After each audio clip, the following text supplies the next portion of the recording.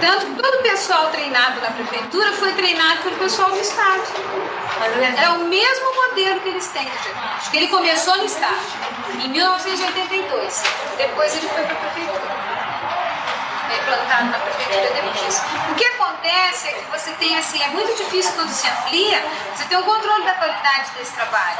Né? Mas qualquer criança de uma classe especial do Estado, por exemplo, ela tem que ter um relatório desse na mão. Senão ela está irregularmente na classe especial. Ela até você verifique lá, ela tem uns relatórios assim que tinha espaço para preencher na redação, sabe?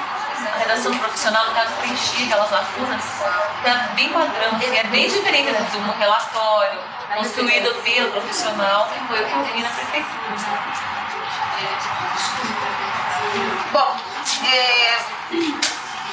veja, a interpretação dos resultados, a gente já falou, os resultados da avaliação, então a gente considera, gente, que é muito importante, nós comentamos aqui com algumas pessoas isoladamente, né, mas nós consideramos muito importante esse relatório aqui, antes de mais nada, um relatório para a família. Portanto, ele não é um relatório técnico, com linguagem técnica, porque nós consideramos assim que uma criança faz uma avaliação, quem primeiro tem direito a ter os resultados dessa avaliação é a família. Né? Então esse relatório escrito vai para a família e isso é uma coisa que a gente lutou muito para escrito. Esse relatório é uma coisa que a gente lutou muito no sentido de que houvesse essa consciência nos profissionais, porque assim, a gente tinha uma dificuldade grande que o pessoal inclusive escrevesse aquele diagnóstico que ele estava dando oralmente, né?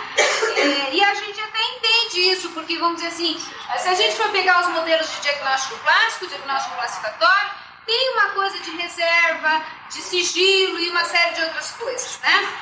Então, é uma linguagem mais técnica, uma interpretação que precisa ser feita para passar para a família, né?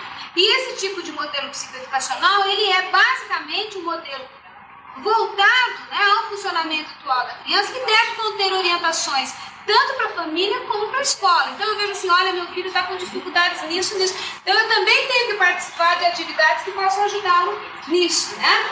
E para o professor da escola a mesma coisa. Então está lá a descrição da criança e a orientação de como trabalhar a criança. Então no final do relatório, vocês podem ver aqui comunicação dos resultados. A sugestão é que ele seja por escrito. Aqui no final, na página 156, tem uma sugestão de um roteiro de relatório. Mais ou menos dentro desse roteiro aqui que a gente faz as avaliações lá, né? Ele é bastante aberto, flexível. Dentro das áreas avaliadas, normalmente a gente exige no mínimo, né, linguagem, a parte psicomotora, a parte socioafetiva, a parte intelectual, isso tudo feito dentro de uma orientação competente da equipe de profissionais que trabalha com a criança, né? E que ele possa, a partir dessas avaliações, aqui vocês vejam no item 4, comportamento durante a avaliação. Então, quando você tem uma criança que não vai avaliar nenhuma daquelas áreas, você não consegue avaliar com testes, com tarefas mais estruturadas, então você vai descrever toda a sua observação da criança, como você observou essa criança, né, em tarefas estruturadas, em tarefas não estruturadas, como é que ela respondeu você, como é que ela as perguntas que você fez para ela, como é que foi quando vocês olharam o livro juntos, então como é que ela respondia, ouvindo, o vínculo com você, tudo isso você pode colocar em forma de um relatório da sua observação. Isso para nós é um diagnóstico. Um diagnóstico dentro de um modelo psicoeducacional. Recomendações, ou seja, que aspectos eu acho que são importantes de serem trabalhados. Por exemplo, vou dar um exemplo para vocês, é aquela criança que nós estávamos discutindo aqui. Então, um aspecto muito importante que tinha que ser trabalhado com aquela criança era a questão do quê, gente? Da oralidade. Né? A importância de se trabalhar com ela a questão do relato, a importância de se trabalhar com ela a questão de histórias com enredos fixos. Esses eram dois pontos fundamentais que provavelmente a professora não tinha identificado ainda. Tanto que ela ficava na sala sempre contando as histórias, inventando histórias. Né? Então, às vezes na avaliação a gente identifica um ponto que está a dificuldade da criança. Claro que ele vai estar relacionado com todos os outros. Né? Você não tem como ver um ponto isoladamente em relação ao outro, mas é muito importante que você identifique esse ponto para que o profissional que vai trabalhar comece a entender essa dificuldade e trabalhar a partir dali, né? E encaminhamentos, né? Então, vamos dizer assim, encaminhar essa criança para um exame específico de saúde, vou encaminhar essa criança para um programa educacional especializado, vou encaminhar essa criança lá no nosso caso, em Curitiba, para um centro de atendimento especializado, se ela precisa de um atendimento psicológico, uma coisa assim, uma fonoaudiologia, tem um problema na linguagem. Então, todos os encaminhamentos que eu devo fazer com essa avaliação que eu tive da criança, né? E alguma observação mais que a gente queira complementar. Então, as nossas crianças, e nós consideramos isso muito importante, né? Que todas as crianças avaliadas tenham o seu relatório escrito.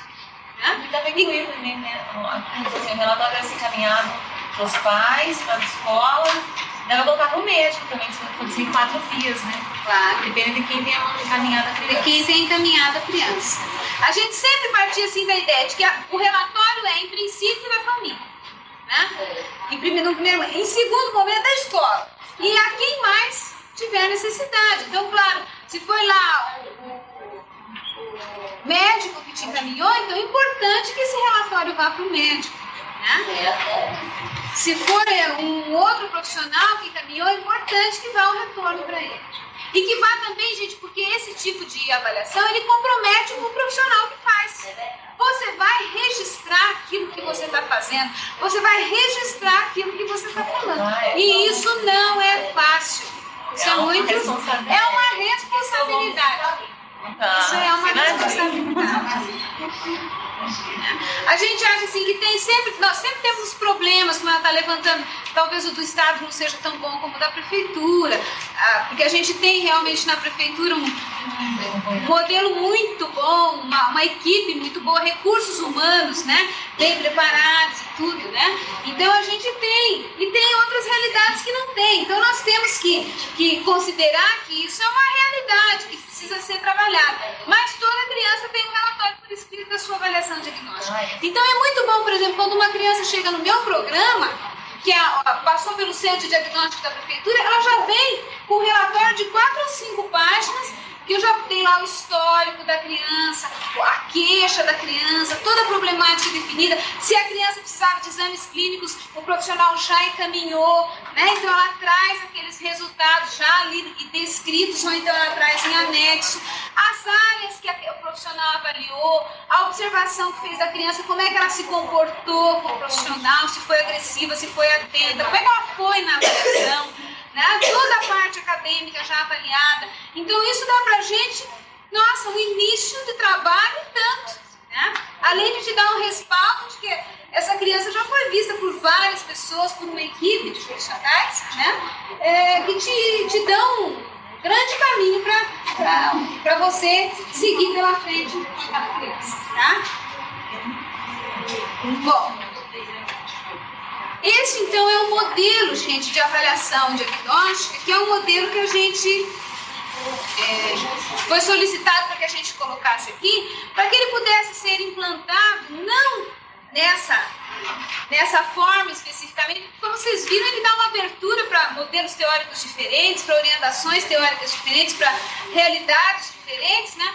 Mas em termos assim, dos princípios, que ele seja um modelo que veja a criança como um todo, que ele permita um olhar interdisciplinar da criança, né? Que ele tenha o compromisso de ser uma avaliação psicoeducacional ou psicopedagógica, ou seja, que ele não fale apenas da doença da criança, que ele fale dessa criança como um todo e que ele dê dados para o trabalho educacional futuro dessa criança, uma coisa que o diagnóstico clínico não dá. Né? Então, esses aspectos que são muito importantes desse modelo de avaliação, que é o que a gente gostaria de passar para vocês, em termos e de vocês passarem para diante, para que se crie esse espírito de avaliação diagnóstica. Né? E a gente pensa assim, é tão difícil, né? Quando nós começamos, a gente não acreditava, porque as pessoas não acreditavam. Mas relatório escrito, ninguém vai fazer isso. Ou que absurdo, a gente se deparava, né? Que absurdo. Um profissional é muito complicado escrever. Como é que você vai dar um relatório para pai? Não, pai tem sigilo, não sei o que e tal, é questão ética. E nós nos deparamos com muitas questões. E hoje isso é uma coisa da nossa realidade lá. Né? Então a gente recebe uma criança de um centro de avaliação, de um centro da prefeitura, a primeira coisa que a gente pede para a mãe já sabe que ela tem que ir com o papel na mão. E ela sabe que ela tem uma cópia que é dela, que ela não pode dar para ninguém, né? Que aquela é a dela. Então isso tudo é trabalhado na consciência das pessoas. Se você não acreditar nisso, você nunca vai conseguir plantar essa realidade mesmo. Tem que iniciar. Tem que iniciar, né? Porque o que a gente sente é que o modelo clínico, ele é um modelo importante, ele é necessário, mas ele, na verdade, deixa muito a desejar para a gente, principalmente que estamos na área psicopedagógica, na área da escola, na área educacional. E também porque a gente não pode pensar na educação especial só dentro do nosso programa, não. Principalmente vocês, né? Vocês vão ter que olhar a educação especial dentro dos seus estados em outros aspectos, em aspectos de expansão de programas, de crianças com outros tipos de problemas, né? Que nem sempre talvez serão uma criança com uma escola especial. Vocês vão ter que pensar nisso. Quem que vai fazer a avaliação disso? Quem é que vai avaliar esse problema? Como que ele vai ser avaliado? Como que ele vai ser encaminhado? Né? Então a avaliação é um ponto muito importante, né? E assim exige, né?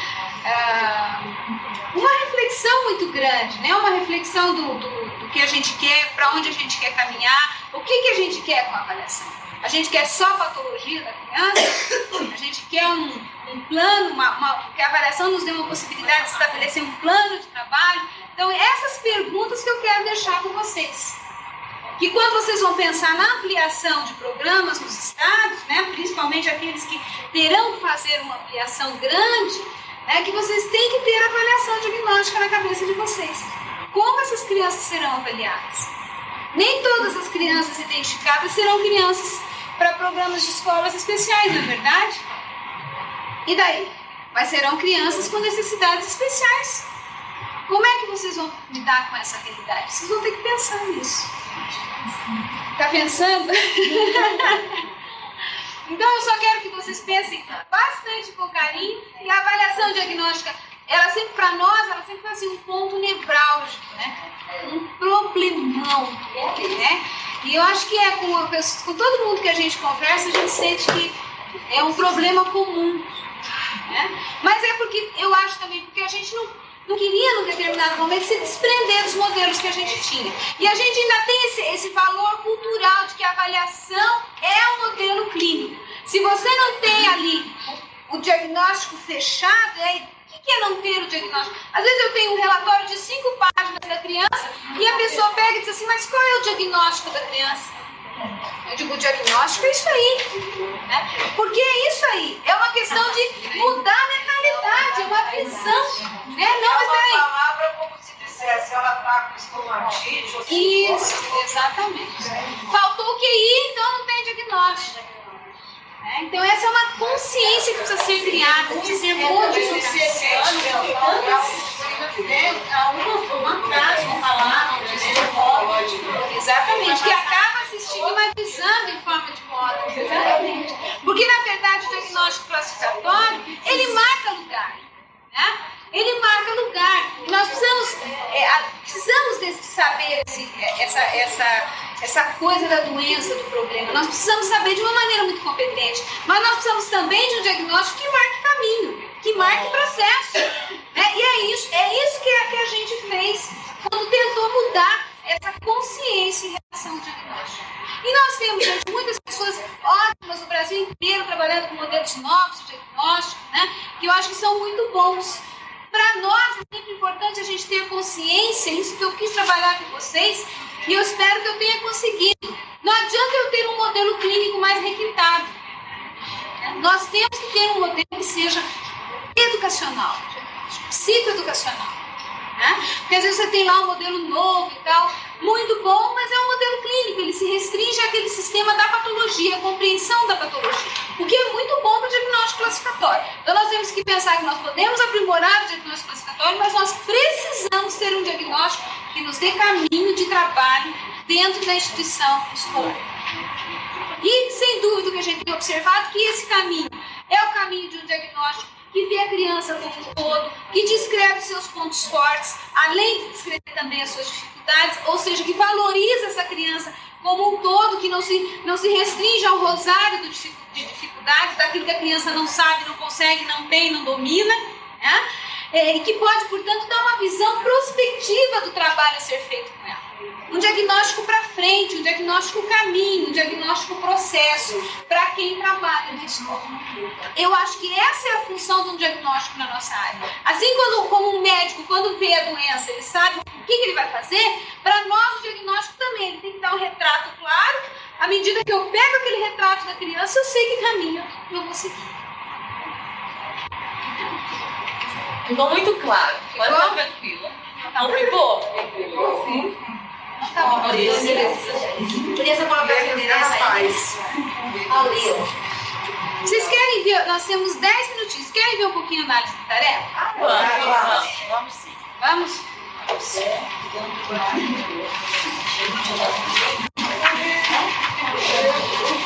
Deixa eu colocar uma coisinha aqui para vocês.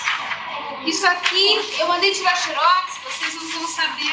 Minhas paredes estão empoeiradas. Faz tempo que eu não uso. Então, veja.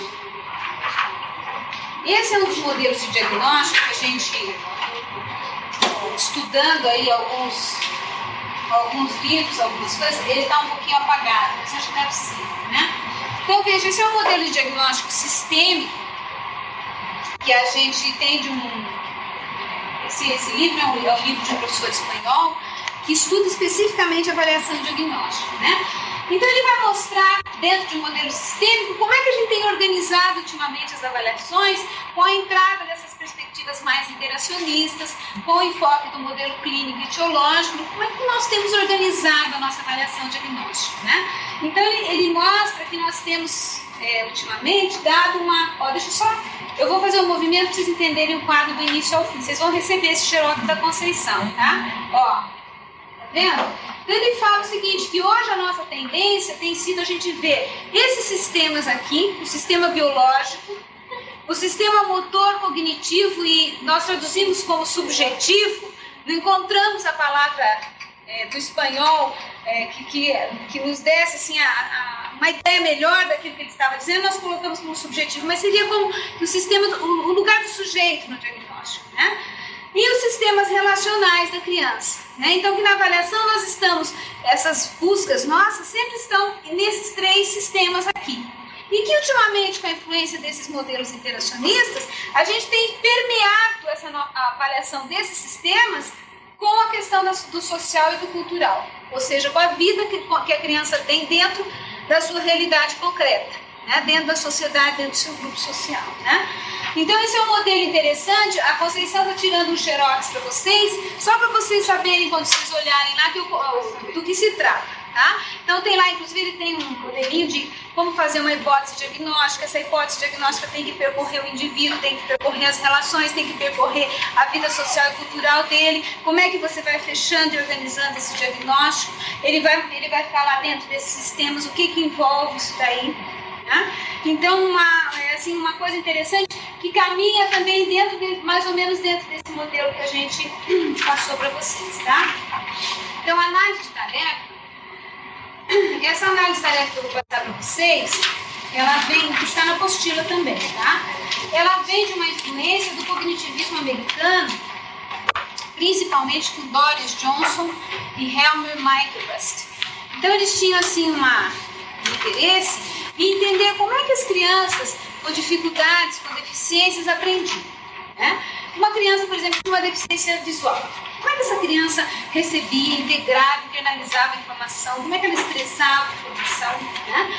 Como é que uma criança, por exemplo, que tinha uma determinada dificuldade numa área de linguagem, né?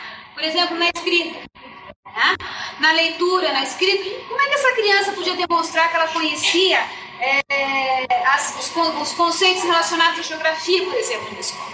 E normalmente a escola, se você não dominar a leitura, a escrita, né, após um determinado tempo, toda a sua avaliação escolar é feita através da escrita. Se você não dominar a escrita, né, você vai ser prejudicado em todas as áreas do conhecimento, porque depende daquela... Você responder uma prova que você lê para você poder mostrar aquilo que você conhece. Então eles diziam assim que nós estamos organizando, por isso você dizia um modelo para o avaliador, é um modelo para o avaliador mesmo. A análise-tarefa é isso, né? Uma organização para nós compreendermos o que nós estamos propondo de tarefa para o nosso aluno, como nós estamos organizando a tarefa.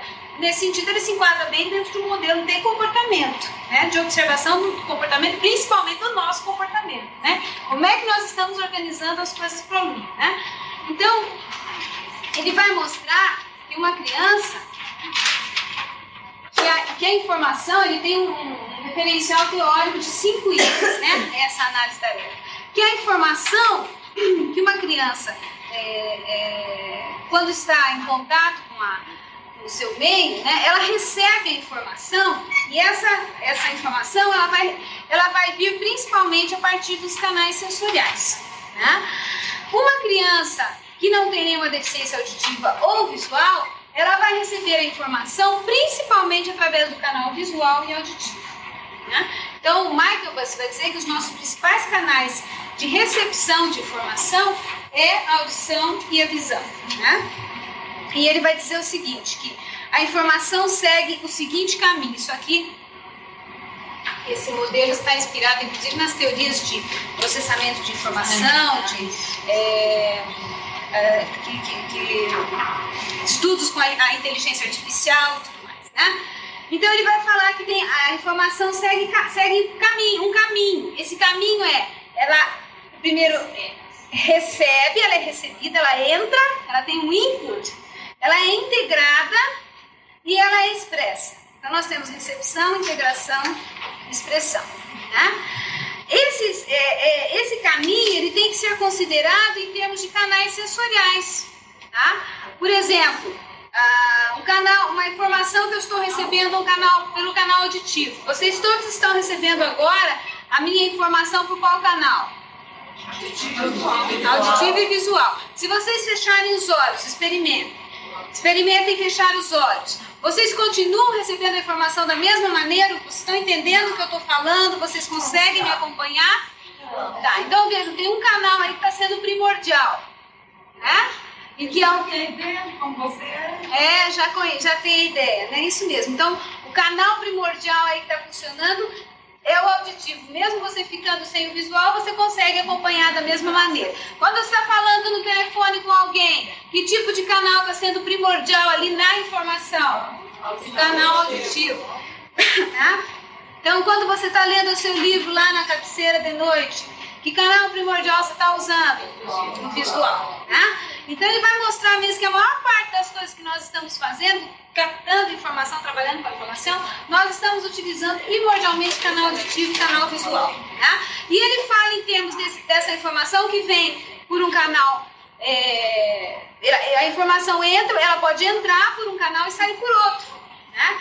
Então, nós temos que pensar nessa informação em termos de canal sensorial e também em nível de recepção, integração e expressão. Né?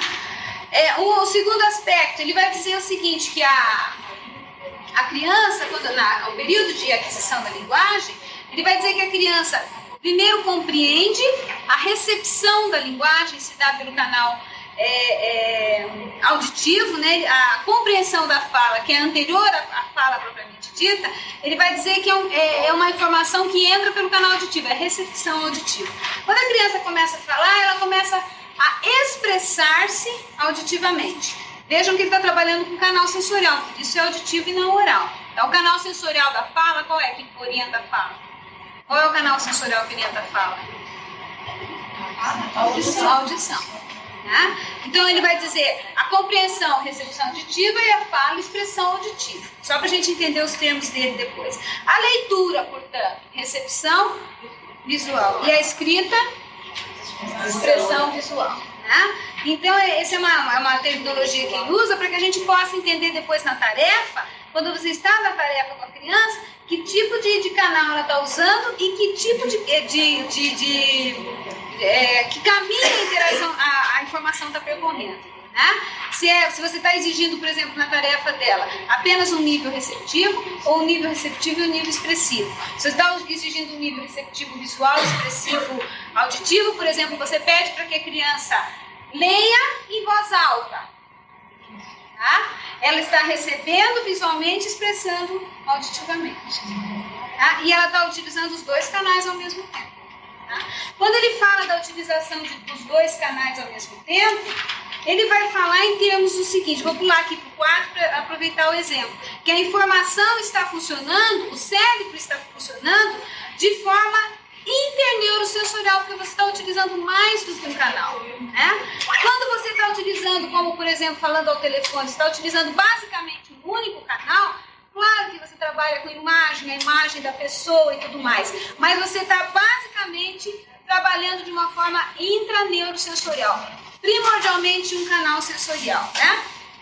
Ele fala também na hierarquia de experiências, ou seja, a informação, segundo ele, segue esse caminho aqui. Inicialmente você tem a sensação, né? O nível sensorial, ela vem inicialmente por um nível sensorial. Depois que você tem a condição de receber a informação no nível sensorial, você tem que conseguir atentar à informação, você tem que prestar atenção na informação. Depois você vai perceber, depois você vai memorizar, simbolizar e conceitualizar. Isso aqui é uma hierarquia de um nível mais elementar a um nível mais complexo em termos de funcionamento cerebral. Tá? Então ele diz assim que às vezes você tem, quando você pega uma tarefa, você exige um nível aqui da criança. Quando a gente faz aquelas tarefas, para que ela diga se os sonzinhos são iguais ou diferentes, né? Então você faz para ela pá, pá, tá, tá, né? Ou bola, bola, bola, bota. Você está fazendo basicamente uma atividade do quê? Que está exigindo dela o quê? Este nível de hierarquia. Então o que o Michael pode dizer? Que a gente pode entender um pouquinho melhor os níveis de dificuldade da criança. Quando você dá uma tarefa mais complexa, por exemplo, que exige um nível conceitual, ela tem dificuldade. Né? Então ele tinha um interesse em compreender, e ele começou esse trabalho tentando compreender justamente a psicologia do deficiente auditivo. Ele queria saber como é que o deficiente auditivo recebia a informação, já que o canal sensorial auditivo dele, né, estava bloqueado. Né? Então ele perguntava como que a informação percorre esses níveis se você tem já o canal sensorial aqui bloqueado, porque ele dizia assim, para você chegar a informação, chegar nesse nível, ele tem que passar por todos esses outros aqui. Né? E veja uma coisa interessante, né, que a teoria dele vem depois, mais tarde, a ser discutida no sentido de que esses níveis não acontecem isoladamente. Quem é que diz isso? É o próprio Vygotsky, né? Então isso aqui tudo está intermediado pela linguagem. Isso aqui tudo se amplia através da linguagem, né? E também ele vai considerar o seguinte, um aspecto muito importante numa tarefa que você vai propor a uma criança, né? Você tem que observar se a tarefa é verbal ou não verbal. Muitos testes são organizados nesse sentido aqui, né? Se ela é verbal ou não verbal, se ela é social ou não social, né? Então a gente tem, por exemplo, testes de inteligência como Rave, que é um teste absolutamente não social. Não tem nenhuma figura ali que tenha significado. São traços, são pontos, são figuras geométricas. Esses testes são considerados testes transculturais. Por quê? Porque ele não incorpora nenhum elemento, nenhum conceito, nenhum valor da cultura. Né? Então, às vezes, a criança não te dá uma resposta num determinado teste, porque a resposta exige um conhecimento, algum conhecimento que esteja ligado à cultura. Então, isso para quem vai avaliar tem que estar muito preparado nesse sentido, de conhecer todos esses aspectos aqui de uma tarefa que você está propondo, principalmente quem vai trabalhar com tarefas mais estruturadas. Né? Se você tem uma tarefa verbal, não verbal, né? Se você tem, por exemplo, uma criança que tem uma dificuldade motora, né? E que tem também uma dificuldade de linguagem. Tá? Então, nós temos, quando nós vamos selecionar, por exemplo, um material para avaliação de inteligência, você precisa avaliar através de um instrumento formal. Né? Então, o profissional tem que pensar nisso. Então, que teste que não existe linguagem, ou seja, que teste que é não verbal, né? E que não exige o quê? Resposta de execução. Então, a primeira coisa que a gente teria que eliminar seria um VISC, porque ele exige que a criança monte quebra-cabeça, monte cubos, e exige que a criança responda oralmente. Né? Então, alguém me perguntou do Columbia, me perguntou do Columbia, ela não está aqui agora. Então, nós temos o Columbia, que é um teste. Você que está ali, está escondidinho. Então, o Columbia é um teste que é não verbal, né? E a resposta dele não é uma resposta verbal, né? Porque justamente ele exige apenas resposta, a criança vê uma lâmina com várias figuras e ela tem que apontar aquela figura que não combina dentro do contexto ali das figuras, né? Então, o teste é não verbal e exige apenas uma resposta de apontar da criança. Ela não tem que fazer nada, ela não tem que montar nada, ela não tem que executar nenhuma coisa, né? Então, quando você vai avaliar, o Michael Buster Johnson, eles estavam muito preocupados que muitas vezes você avaliava errado, não porque a criança não sabia, mas você não soube propor a tarefa de uma maneira correta para ela. Então, veja, é realmente para avaliar a nossa parte, né? Você conseguir detectar bem que tipo de tarefa você vai propor àquela criança. Para que a gente não, principalmente se você vai trabalhar num contexto mais de tarefas formais, informais, que você vai propor tarefas à criança, é muito importante que você saiba que tipo de tarefa propor, para que ela não fique prejudicada, não em função da dificuldade dela, mas da tarefa que você está propondo para ela. Então, esse é um recurso que vocês têm aí no material de vocês, né? No material do livro da análise de tarefa, que é... Então, deixa eu só fazer aqui uma brincadeira rápida, só para vocês. Então, por exemplo, se uma criança vai fazer uma tarefa como essa, nós poderíamos nos perguntar, essa tarefa, você vai dar a ordem para ela, né? Desconsideramos agora que a ordem foi verbal, ela está fazendo a tarefa. Então, ela tem que riscar aqui os que são semelhantes, né? É uma tarefa verbal ou não verbal? Não verbal. É social ou não social? Não social. Que canal sensorial ela está utilizando? Que tipo de resposta ela vai ter que dar? Depende, né? Você pode pedir para ela, ou para que ela risque, ou para que ela aponte, ou para que ela pinte. Você tem que pensar em tudo isso. Esse será o tipo de resposta dela. Se ela tem uma dificuldade para dar uma resposta motora, você pode pedir apenas para que ela aponte para você.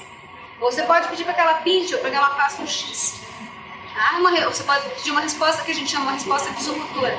Ela tem que fazer um X, ela tem que riscar de alguma maneira.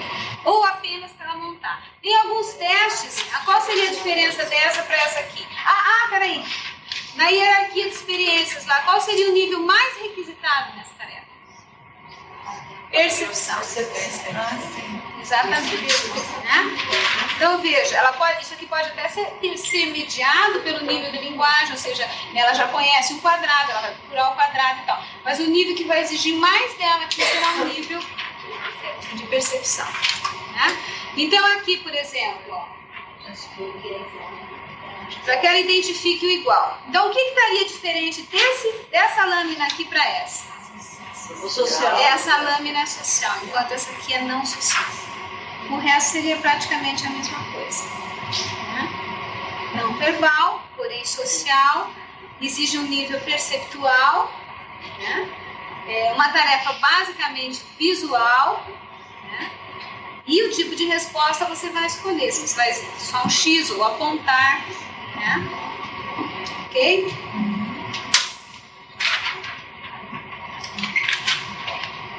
Perguntas, gente, dúvidas? Agora é estudar. Não,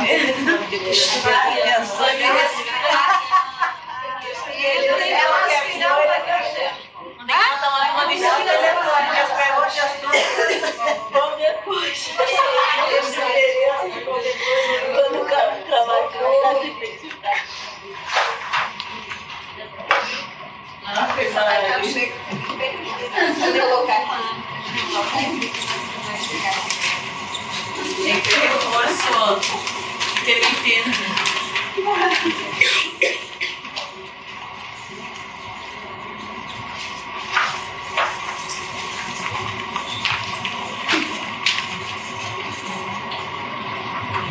Não sei no 7 depois. Será? É 82. É 82, né? Pois é, eu não sei como. Procura-se no código. Tem, consegue, né? Eu não.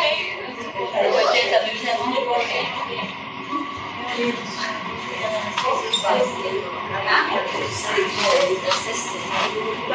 Aí que vai.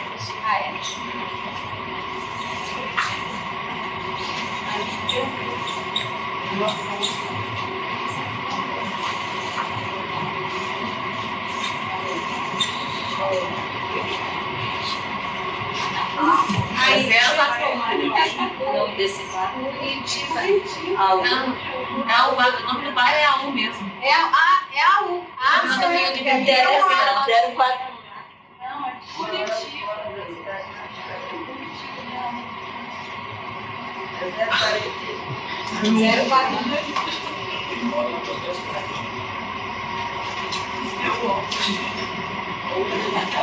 Nossa, tá ficando registrado. Não precisa registrar. Não, tá jóia. Você já recebeu o favor? Jesus, meu amor.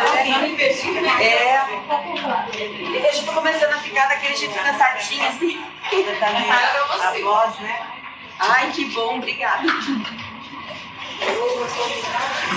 Vamos lá, né? Vocês trouxeram a apostila? Sim.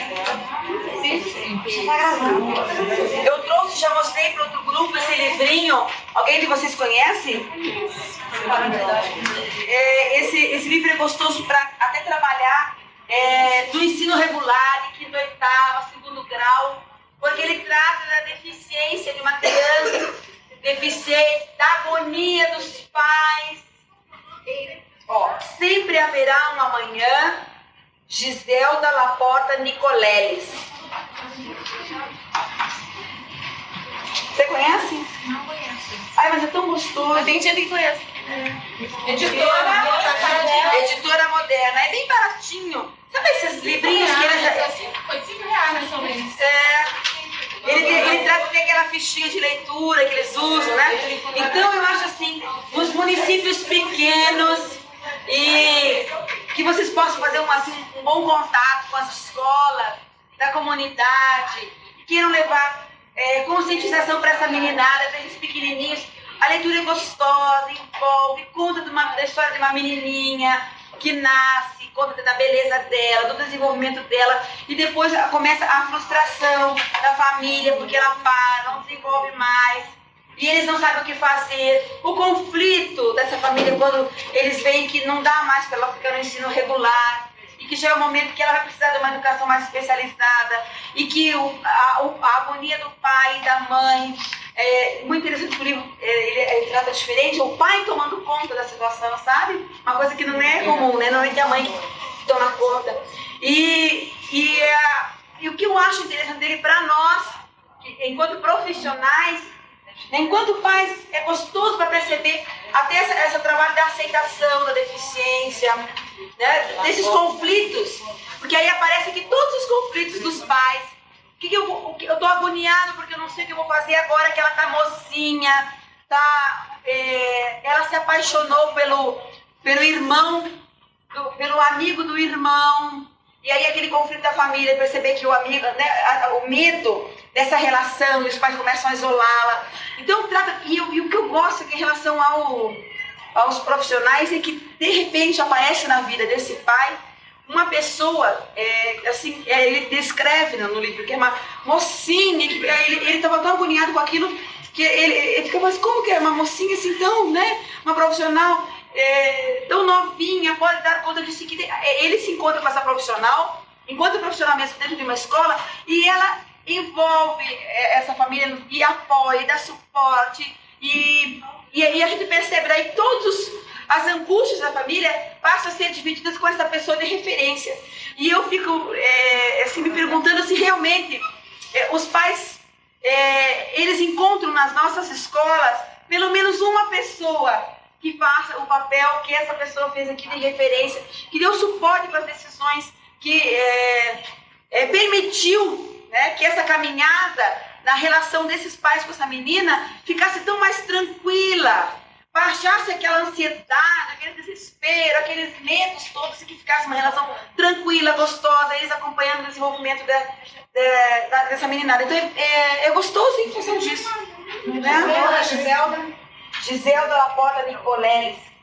É para trabalhar com pais mesmo e com crianças, né? É bem gostoso. Ele trata depois das questões sexuais, depois dos medos. O que vai acontecer, editora Moderna? O que vai acontecer com ele depois que eu morrer? Onde vai ficar? Aí a situação do trabalho também trata. E agora o que vai fazer? Vai trabalhar, não vai trabalhar? Aonde vai ficar? Parece, sabe? São questões bem pertinentes assim, que a gente vive no dia a dia da escola, né?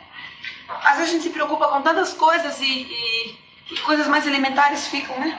Nós vamos ter que conversar um pouquinho, vamos ver se conseguimos conversar um pouquinho sobre o trabalho com pais, né? Vamos começar hoje falando sobre os indicadores de qualidade na educação especial. Isso está no material de vocês, na página, parece que 104. 104. No volume 2. Aí vocês não vão precisar. Isso, é isso mesmo, 104. Então, o que são esses indicadores de qualidade? Eu vejo que é muito importante que vocês tenham conhecimento sobre esses indicadores, não só para avaliar a qualidade dos trabalhos que vocês vêm participando, né, dos programas que vocês já estão atuando, como também dos locais onde vocês irão agora, gente. Porque eu não estou conseguindo mais agora vê-los assim, ó. A Emília na PAI, só na sua PAI, lá na Emília, que você conta com tanta veemência, com tanto amor do seu trabalho lá. Eu já não consigo ver mais só lá, eu já estou conseguindo, pensando que você vai estar em quantos locais e com tantas outras pessoas trazendo e falando. E aí, para reavaliar os programas existentes, vocês precisam ter indicadores, né? Então, além de submeter à instituição, a nós mesmos, à instituição, aonde a gente atua, os programas novos que vocês estarão aí envolvidos. E eu espero mesmo que vocês cheguem lá revitalizados para isso, né? Que passe esse cansaço, mas que não passe a vontade de vocês chegarem lá e pensarem que vocês têm um compromisso agora que não é mais só um compromisso profissional, mas que também soma esse compromisso profissional, um compromisso social. Porque eu estou esperando que o seu Paulo, com todo o soninho dele, que tá duro, né? Não, é que morreu um grande amigo nosso da nossa pai. Não acredito. Foi um homem que fez tudo, a esposa dele, dedicação exclusiva, e acabou de falecer, e a gente recebeu a notícia. Nem elas sabiam, o doutor Paulo Neto. Mas a gente vai à luta, que ele com certeza começou. Hein, seu Paulo?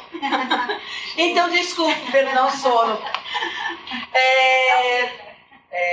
Não é fácil, as coisas não são fáceis de lidar, né? Lidar com a morte não é fácil. Puxa vida, vou contar uma coisa pra vocês. Olha que eu separei hoje uma coisa para nós trabalharmos aqui no final, hein? E fala justamente disso. Ai, que bom. Vamos trabalhar juntos depois. Não, agora vamos ver se eu vou dar conta, porque eu já me emocionei aqui. Bom, eu tava falando nos indicadores, eu tava falando do ânimo de vocês, que vocês vão voltar para lá, né? E que eu penso assim já, vocês chamando pessoas de outras cidades, incomodando esses títulos desses prefeitos, secretários, dizendo, olha, eu agora não sou mais só eu, Paulo, mas sou eu, Paulo, representando os 500 mil alunos, 500 mil deficientes que estão sem escola e que tem um aparato legal e que, portanto, vamos lá, né? Eu já estou vendo vocês assim. E também nos programas, olha, eu já vi que os programas precisam ser questionados uma série de questões, mesmo que eu percebi que não, as coisas não vão bem, na educação precoce precisa isso, no funcionamento administrativo, a questão da relação precisa ser vista em todos os âmbitos, para que seja possível, né? E isso tudo vai precisar de indicativos para mostrar para vocês o quando é necessário, quando não é necessário. Esses indicativos podem ser utilizados através desses indicadores de qualidade. Por isso eu quis trazer para vocês, foi colocado no material, fiz questão de trazer também para que vocês pudessem acompanhar aqui. Quem trouxe esse material, indicadores de qualidade, para nós? Foi também o Forte, tá?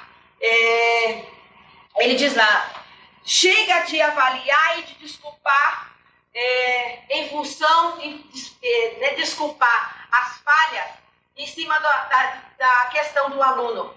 Porque o processo não dá certo, porque o aluno é deficiente disso, porque a família não sei o quê, porque o aluno não sei o quê. Chega, vamos descentralizar isso? A culpa é do aluno? Se é que se pode falar isso, culpa. Mas a gente usa aí bem isso mesmo, culpa. A culpa é do aluno, ele não faz, a família não isso. Não, a questão está onde? A questão está no processo. O que é que nós estamos deixando de fazer, ou o que nós estamos fazendo de forma capenga, para que as coisas não saiam desse momento. Para que as coisas não tenham qualidade. Então, por isso tem esse nome, indicadores de qualidade. É para que veja mesmo a situação enquanto processo. Então ele diz, né, que Forrest proferiu uma palestra, e isso aqui é a síntese da palestra que ele proferiu em novembro. E diz que, para garantir o funcionamento do programa educacional para áreas especiais, ele lançou esses indicativos, e eles são, quais são eles? Primeiro, muitos deles nós já falamos aqui, mas nós temos que relembrar. Ainda agora eu vivenciei uma situação que eu vou tentar trazer um exemplo para vocês para cá também. Então, primeiro, o número de alunos para cada professor é analisado. Nós já vimos isso. O número de alunos no programa também é analisado. Nós já vimos isso. E nós detectamos que o maior problema das atividades profissionalizantes não poderem serem vistas de forma vinculadas às leis trabalhistas se dá pela quantidade de alunos que nós temos nos programas profissionalizantes. Porque se nós tivéssemos 5, 10, talvez nós tivéssemos mais estrutura para poder, né, Marcos? Você mudou de lugar hoje? Para poder, para poder reger essas atividades de uma forma mais adequada. Porque um programa inchado, um programa com 10, é diferente do programa por 100.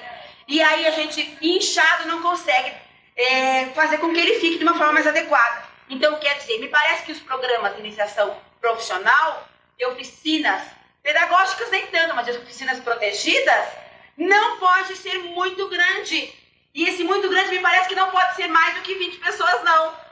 Me parece que nós estamos errando aí. Parece que encontramos uma hipótese, né? Que pode ser por aí. 20 por oficina? Não, acho que por programa, hein? Porque se você tiver 20 trabalhando, eu vejo assim. Legal. Melhor 20 trabalhando com toda a estrutura de trabalho, naquela perspectiva de trabalho que nós vimos, do que 100 numa perspectiva do quê? Que não tem um nome, nem definição de nome não tem do que seja isso. Depois, esse programa tem qualidade, por quê? Porque a proposta curricular está adequada e, se possível, é individualizada. É o que eles precisam. E ainda mais, ele precisa. Por quê? O professor está continuamente diagnosticando novas atividades acadêmicas. Ele está de olhos abertos para perceber o que esse aluno está precisando. E ele está com ouvidos abertos para perceber o que essa família está contando. Então, consequentemente, ele está diagnosticando. Como é que está lá na minha escola? Eu aplico isso aqui no final do ano na escola, todos os anos. Dá maior rebuliço. E aí o pior é que o rebuliço às vezes cai em mim. Pois é, Ângela. Mas quem colocou mais criança na minha sala foi você, né? Eu digo. E é bom porque a gente reavalia o processo todo, né? E aí se submete a isso tudo, essa avaliação toda aí. Então veja lá, o programa tem qualidade porque o professor está fazendo isso, está diagnosticando o tempo todo o que é bom, o que precisa. Por quê?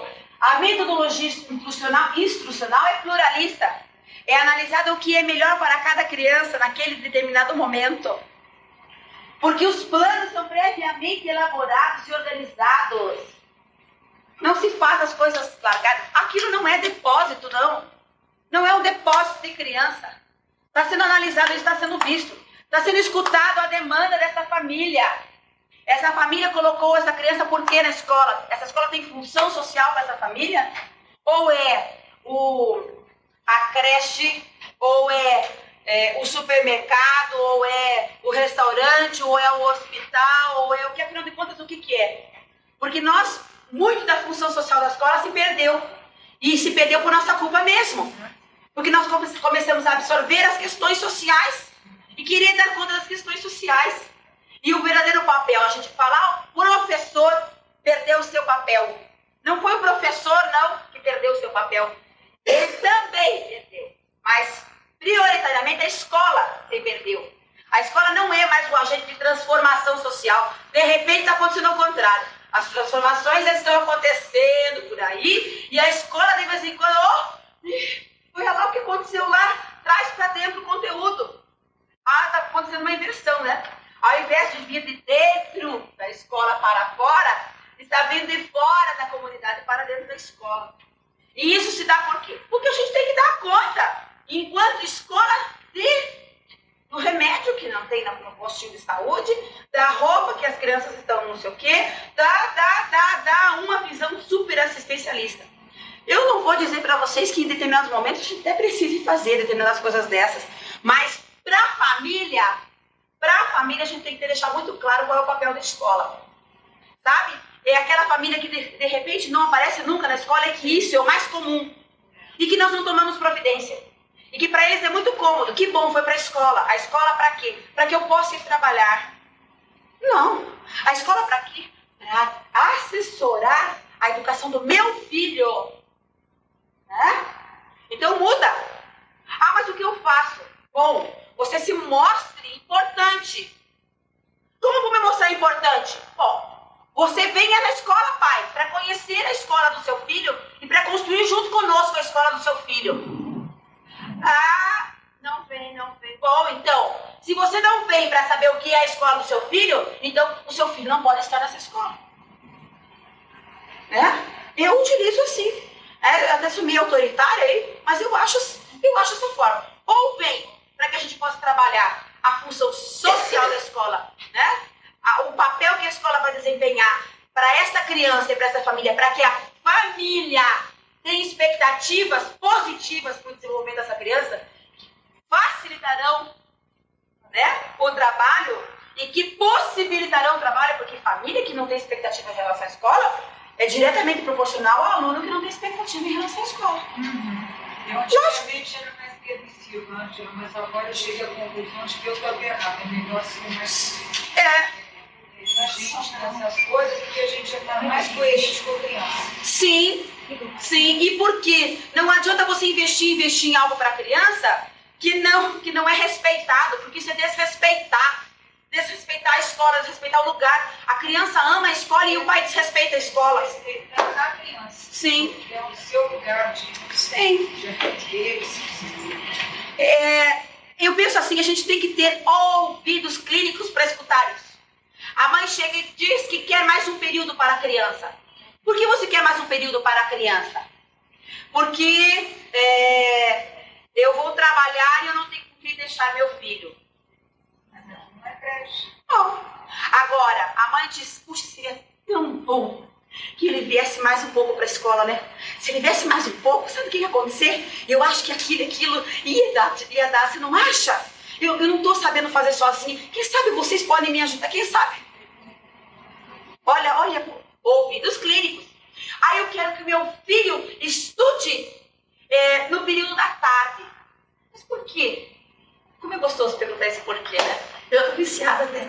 Mas por quê no período da tarde? Não, é porque ele dorme até mais tarde e daí fica mais fácil que ele venha de tarde.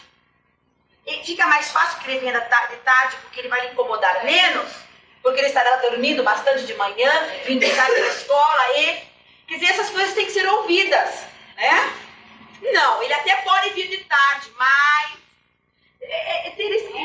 Perceber. Por que perceber tudo isso? Ah, porque eu tenho que abrir uma guerra armada com a família?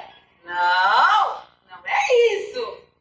Não é guerra armada com a família. É o quê? É construir com essa família a verdadeira imagem de que você quer que a tua escola tenha.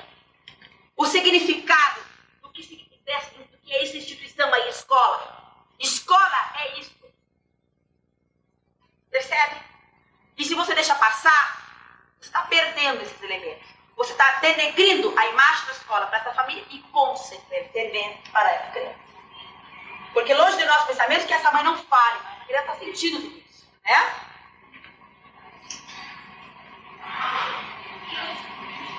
Onde é que eu parei? Então eu dizia que os planos são previamente elaborados e organizados com objetivos definidos e funcionais. Puxa, que bom! Essa escola tem qualidade. As atividades, elas são diversificadas. Preparam para o futuro e mostram ser necessárias ao aluno. Ele vai passar por diferentes momentos e por diferentes profissionais dentro da escola. Isso é positivo? Por que é positivo? Porque essa criança, nós somos rotineiras, nós vimos isso. Nós somos resistentes à mudança e nós temos... E a pessoa portadora de necessidades especiais, na área de deficiência mental, vocês viram com a Miriam, ela tem um quesito que é uma dificuldade de adaptação no social, é um indicativo. Todos têm, para que sejam deficientes mentais, que responder aqueles 3 indicativos que vocês trabalharam com a Miriam. Um deles é esse, dificuldade na adaptação social, na relação, desse contato com a relação.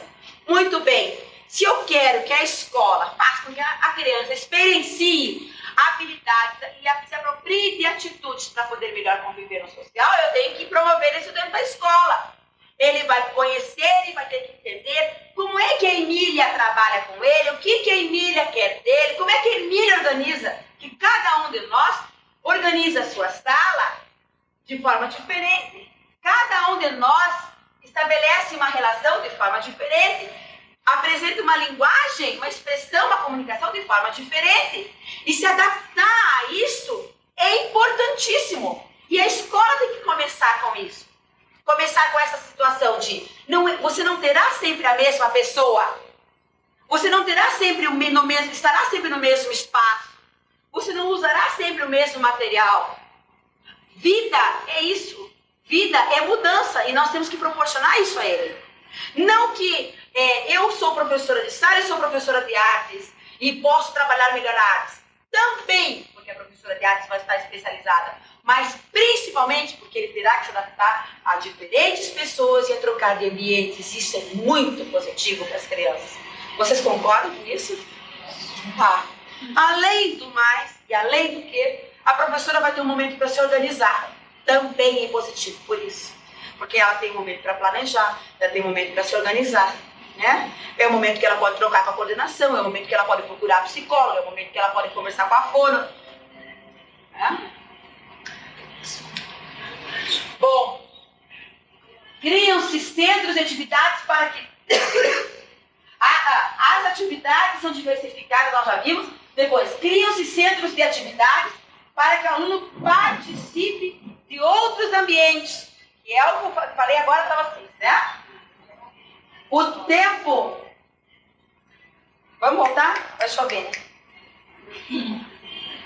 Pronto? Vamos lá. O tempo é analisado e deve ser suficiente para trabalhar e reforçar novos conceitos, que são revistos continuamente. Então, essa escola está pensando na questão do tempo para essas crianças, na diversidade que é esse tempo para essas crianças.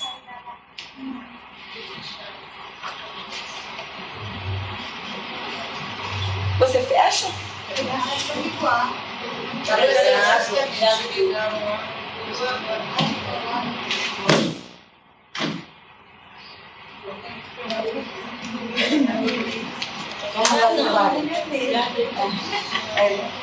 Vamos ver. Esse item agora aqui, ó. A escola tem preocupação e adequação dos recursos físicos, humanos e materiais. O envolvimento de todos os sentidos nas atividades, ela está envolvendo a criança em diferentes atividades e com todos os sentidos nas atividades. Me parece que levanta um aspecto indicativo positivo. Não é aquela criança que fica sentada simplesmente com determinada coisa, ou que fica, sabe aquele rotineiro sem fim, né? Mas que tem alternativas diferentes e que explora esse todo, né, com as suas diferenças, com as suas possibilidades.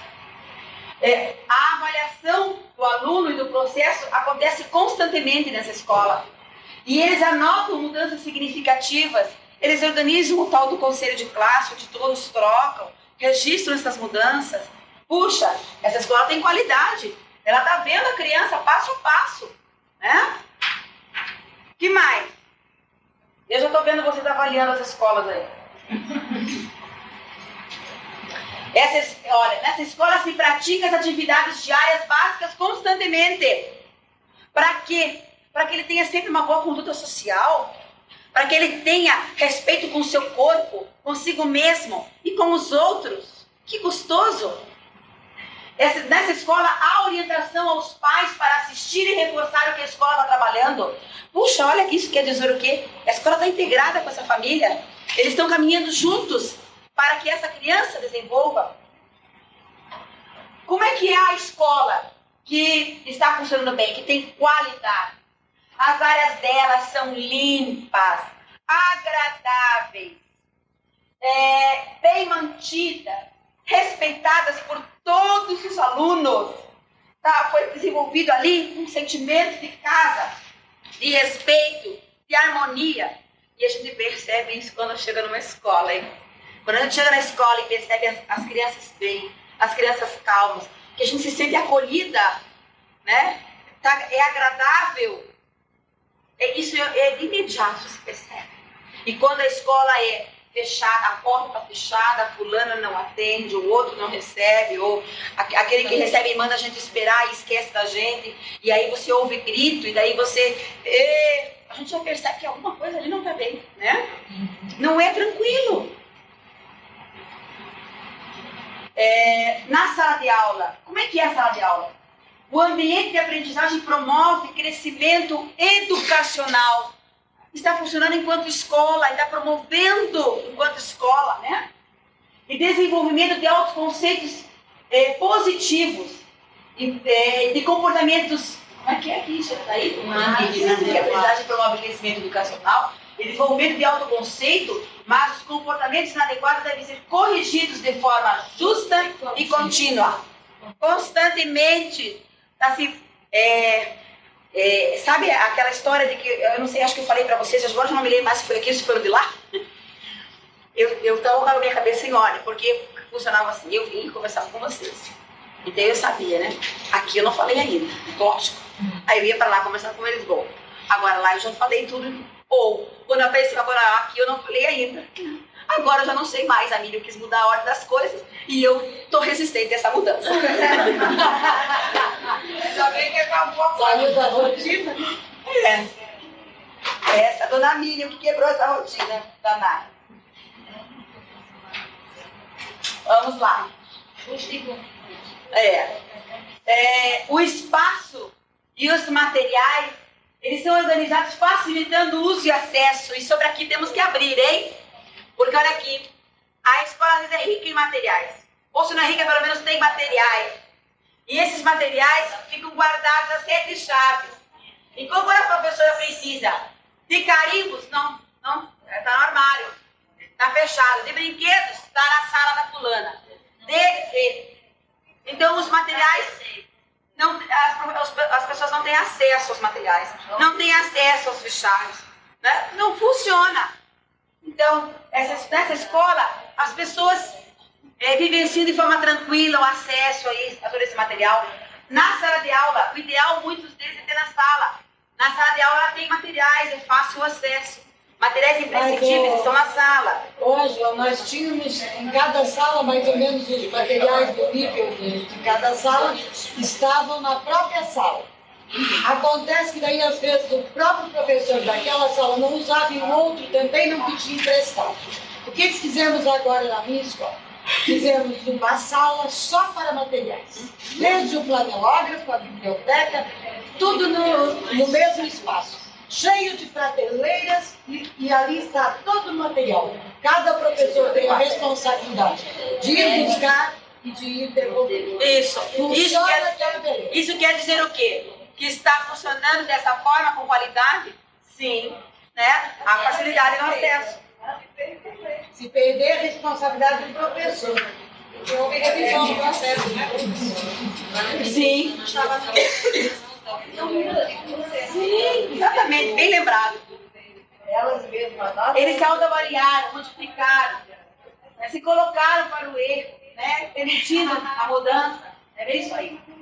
O professor demonstra interesse e presta atenção em cada aluno. Cada um é um. Eu acho ótimo isso. Presta atenção no aluno. Mas uma coisa assim, né? Mas é tão necessária e tão simples. Ele presta atenção em cada aluno. O aluno. Como é que é? Essa escola tem qualidade, sabe por quê? Porque nessa escola, o aluno, ele termina o curso que ele tem condições. E se não é o curso, se ele terminou aquele programa ali que tem condições, a escola não tem para onde encaminhar, a escola está preocupada em organizar um novo momento para esse aluno. Ele está se pensando sempre nisso. E ele vai, não é aquele aluno que fica 10 anos no mesmo nível, no mesmo programa, não. É porque ele é um indicativo de que as coisas não vão bem. Essa escola é boa, sabe? Porque com o aluno faz atividades em todas as áreas. É cognitivo, é afetivo, é motor, está pensando na arte, na música, está pensando em todos os aspectos de desenvolvimento dessa criança. E ele está exercitando todas essas áreas. Puxa, que escola boa. Ela tem qualidade. É uma escola boa porque o aluno demonstra competência vocacional. Para uma pessoa demonstrar competência vocacional, é porque ele foi trabalhado desde lá no início, gradativamente, os aspectos que ele tinha habilidade. Então, se ele tem habilidade para comunicação, tem facilidade de comunicação e de manter contato com as pessoas, isso foi observado e foi desenvolvido até que ele apresente competência vocacional. Quer dizer, ele vai poder trabalhar com aquilo. Ele chegou a esse nível de competência vocacional. Ele poderá ser um telefonista na escola no começo, e depois um telefonista em outro local. Ou ele poderá ser um recepcionista na escola. E ele está apresentando essa competência. Puxa, que escola boa! Vocês estão sentindo a intenção desses indicadores? É um programa de qualidade, por quê? Porque o aluno dali está buscando sempre a profissionalização. Está com olhos para isso. E olhos para isso é o quê? Eu disse tanto para vocês, já acho que um monte de vezes a mesma frase, né? Porque é uma escola que está fazendo algo hoje, porque vai ser importante para ele amanhã. É uma escola onde a gente percebe as atitudes das pessoas. Como é que são as atitudes lá? O autoconceito é positivo. O professor tem um autoconceito positivo. O aluno tem um autoconceito positivo. A direção tem um autoconceito positivo. Todos estão bem, né? Porque as atitudes com os outros é positiva. A relação do diretor com o coordenador, do coordenador com os professores, dos professores e os técnicos, dos técnicos e da direção, e de todos com os alunos, eles têm uma relação positiva. Puxa, mas então o programa tem qualidade, né? Porque as relações vão bem. E para as relações irem bem, quer dizer que está sendo trabalhadas as relações. Porque relação só vai bem quando é trabalhada. Porque estão se pensando nos deveres, nos direitos, que se organizaram para isso. Né? Então, as atitudes com os outros, ela é positiva da vida dessa escola. As atitudes, os bons hábitos de trabalho e de estudo estão presentes. A gente observa bons hábitos nos alunos, nos professores. Porque as habilidades sociais são efetivas. Tudo aquilo que está sendo trabalhado, visto, orientado, está se efetivando. Quer dizer o quê? Está fazendo com que essa pessoa funcione desta forma no social. Ele incorporou essas habilidades. Está incorporado. Então é sinal de que foi um trabalho de qualidade. Sentiram os indicadores de qualidade? Quando vocês chegarem para avaliar os programas, vocês vão ter que estar com todos esses quesitos aqui, ó. Né? Guardadinhos. E eu já fechei a minha escola. Não, por dois, se for para vocês desanimarem, então eu é que vou guardar tudo isso aqui e sumo. Eu já vi os defeitos da minha. Chegar lá, vou tomar providência. Mas são alguns defeitos, não é tudo não, professor. Tem muita coisa boa. Você vê? Cada realidade é uma realidade. Não se angustiem com isso, vão construindo isso também. Até agora você chegar lá e dizer assim, ó, lá no indicador de qualidade, diz que aqui todo mundo tem que ter um relacionamento positivo. Então, prestem atenção. Ninguém mais aqui vai chegar na escola e não cumprimentar o outro. Ninguém vai. Né? Isso vai ter que ser construído devagarinho. Eu também cheguei um defeito, a diretora é rica. Tem que ser construído devagarinho. Olha, eu vi que está funcionando tudo errado, nós vamos montar um regimento interno. E calma, vamos devagar. Vamos construindo, passo a passo, né?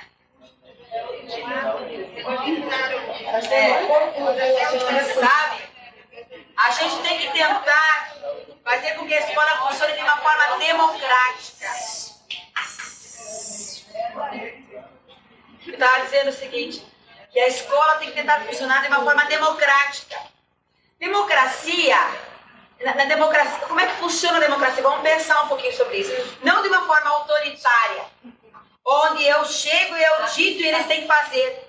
Porque daí nós só estamos saindo de um momento de reprodução para entrar no outro momento de reprodução. Mas eu vou dar para fazer faz de conta. Eu faço de conta que eu sou democrática. Mas na verdade eu sou Hitler. Não dá, isso não dá.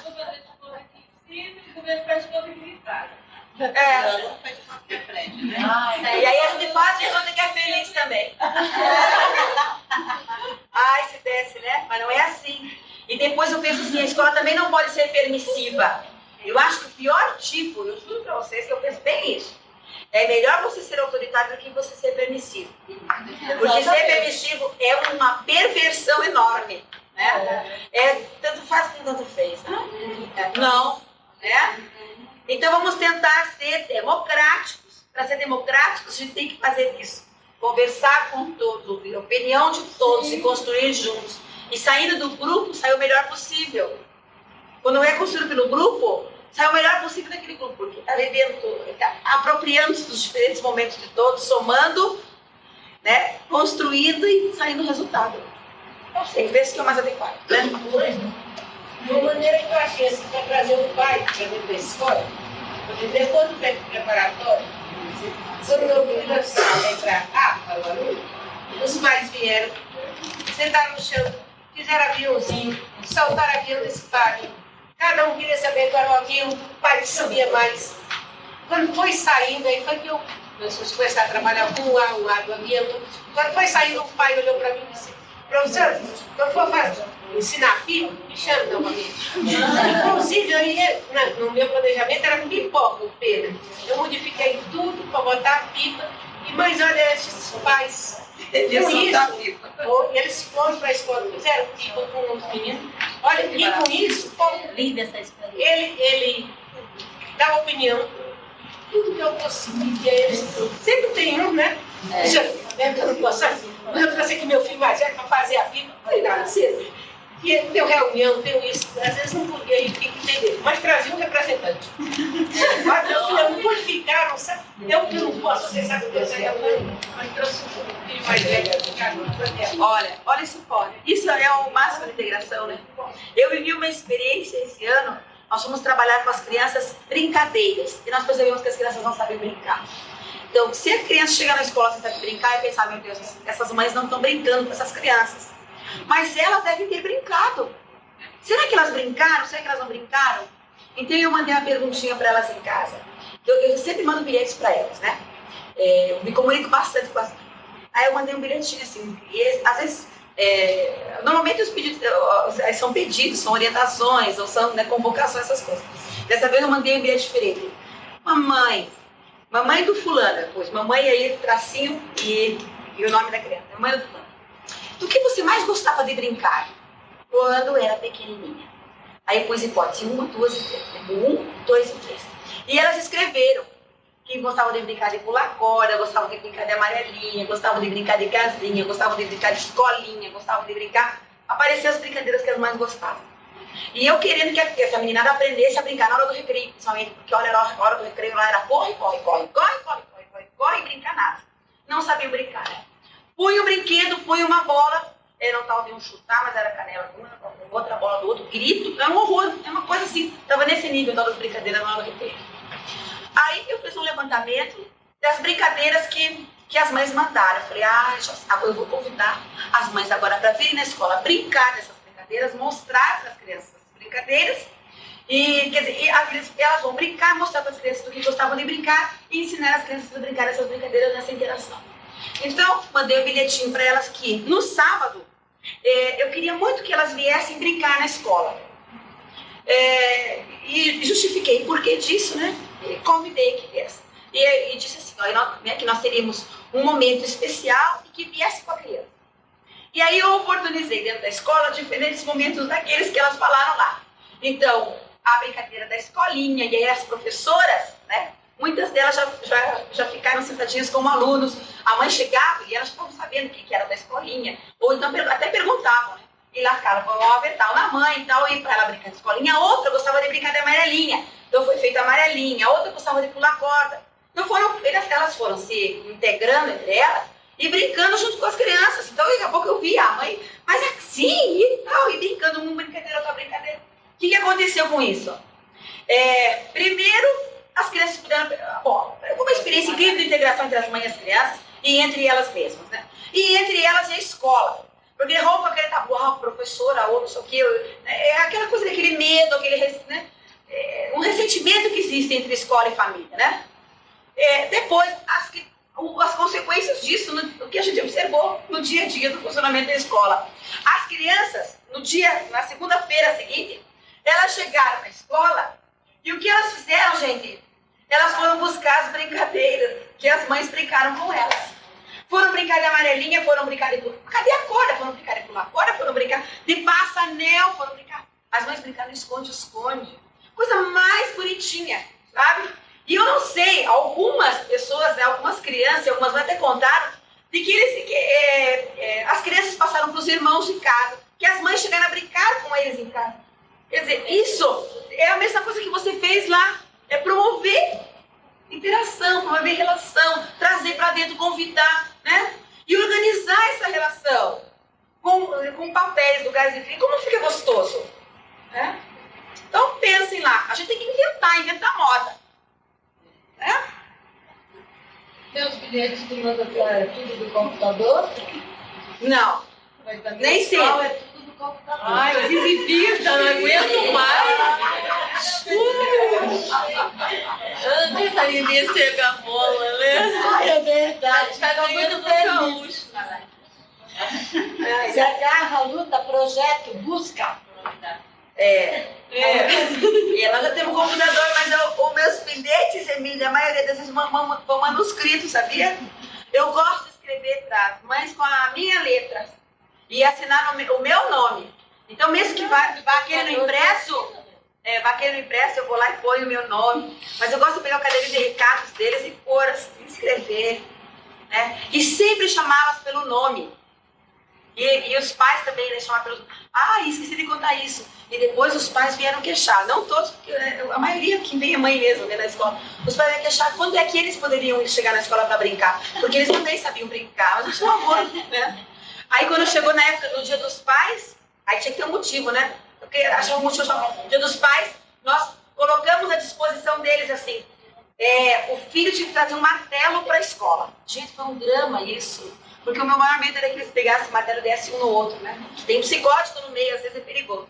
Então nós colocamos a madeira e eles montaram brinquedos com as crianças com aquela madeira.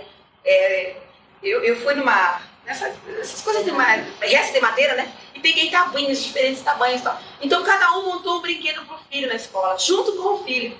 Também foi uma experiência super gostosa. Mas eles não ficavam satisfeitos, eles queriam era brincar com os filhos. Assim. Então eu provavelmente vai ter que ver alguma coisa nesse sentido. Né? A gente faz jogos com eles, eles fazem futebol e quebrado pais e filhos. No Dia dos Pais, né? Participa. Marta, lá no Rio eles fazem um trabalho interessante com os irmãos, não fazem? A gente fazia, mas na parte do interior também parava. Agora, porque estava muito bem. Eu sei que tem um trabalho sistematizado no estado do Rio, onde se trabalha a dificuldade dos irmãos de deficientes. Porque eles vão se tornando tão carentes, porque o privilégio e até a escola. Pois a escola do meu irmão deficiente promove a minha escola, né? Porque a escola regular às vezes está tão mais parada como que a escola especial, né? Eles têm ciúme da escola do irmão deficiente. Eu trabalho com pais e irmãos, federação de pais e irmãos. Eles falam que nós temos uma federação que a gente sai e passeia, né? E o pai e o irmão adolescente, muitas vezes, é um nível bem carente, não tem oportunidade de fazer. Então, eles apresentaram esse trabalho lá. É bem interessante. Essa situação do lazer é tão importante. Olha, nós falamos tantas coisas aqui, nós nem pensamos no lazer, hein? E o lazer é importantíssimo. Em Curitiba, já está informando, tem um grupo na clínica do trabalhar, lá nas centrais. Não sei se você conhece, perto do McDonald's lá do Cabral. Eu conheço essa A proposta é Você essa. trabalhava com a Mônica? Tem uma Jaqueline, que é a pedagoga que ficou, ela montou um grupo de assistência, de fazer trabalho com os irmãos. Mas ainda no começo.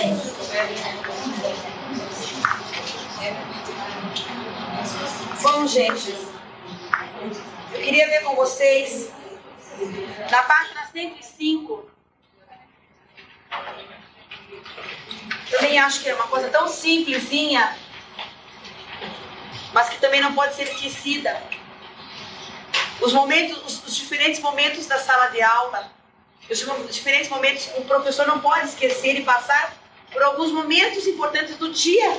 Né? Um dia, eu dei o nome assim, um dia na classe especial ou na escola especial. Vamos ver como é que ficou lá.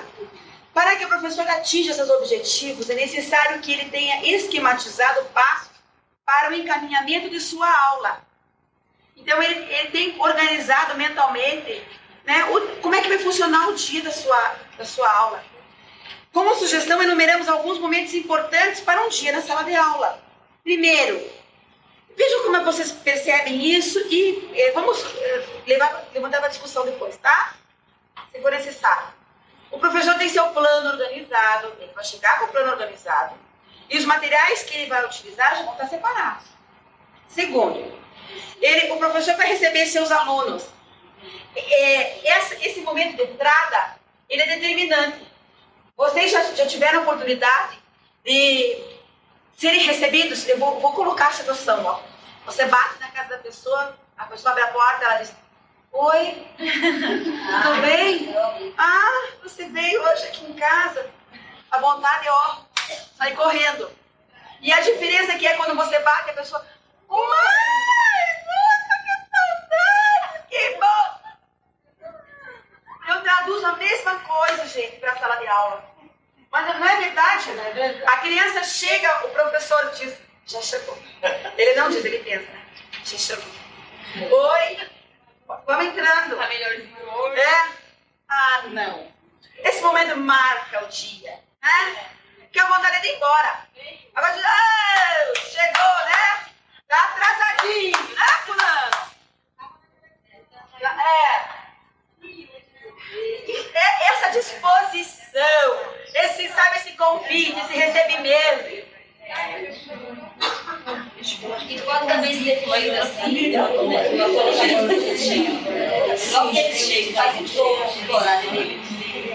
Recebe todos os conjuntos, com todos os conjuntos. Sim. Faz uma música, uma brincadeira, depois ele sai para a sala com música e pessoas. Isso.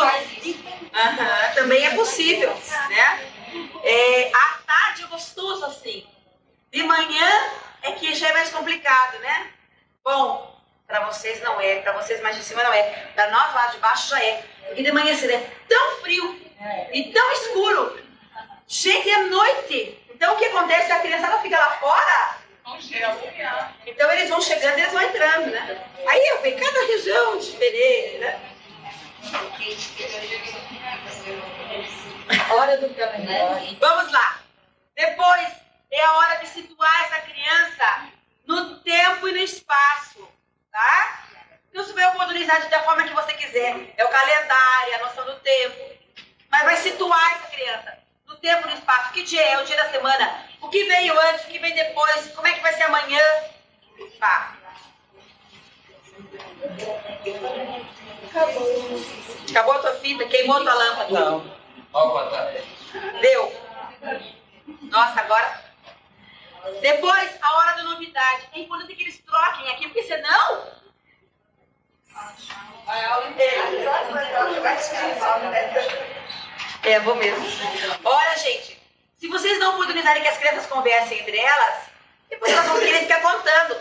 E outra coisa rica da hora da novidade é porque vai aparecendo já assuntos que você vai poder aproveitar para trabalhar, né? Então, se ela puder fazer laço para trazer o conteúdo, a tal da questão, a tal do problema já pode ser encaixado ali mesmo, né? né? Você já engata, a motivação já está inserida, intrínseco já, né? O professor também pode utilizar uma novidade, né? Se não tiver nada significativo, para preparar uma atividade, alguma caixinha. Isso quando eu trabalhava no método montessoriano, eu usava muito. Colocar alguma coisa que seja trabalhada em termos de conteúdo dentro da caixinha e fazer passar para eles ouvirem, tentar adivinhar aquelas coisas, colocar a mão sem poder olhar. É super interessante. É super gostoso mesmo. Essa novidade pode ser também trazida de casa, né? Objetos que é tão gostoso. Onde tem jacaré, põe o jacaré dentro da caixinha. Depois nós temos o quê? Que outro momento. Início de atividade sistematizada. É o momento, o melhor momento para se trabalhar o conteúdo sistematizado. Fez a hora da atividade, agora eles estão descansados, eles já estão situados. Agora que você vai exigir o máximo que você quer da distração dessa criança. Não é nem antes dessa conversinha e não é depois do recreio. É agora, é o melhor momento. É onde você vai apresentar o conteúdo novo.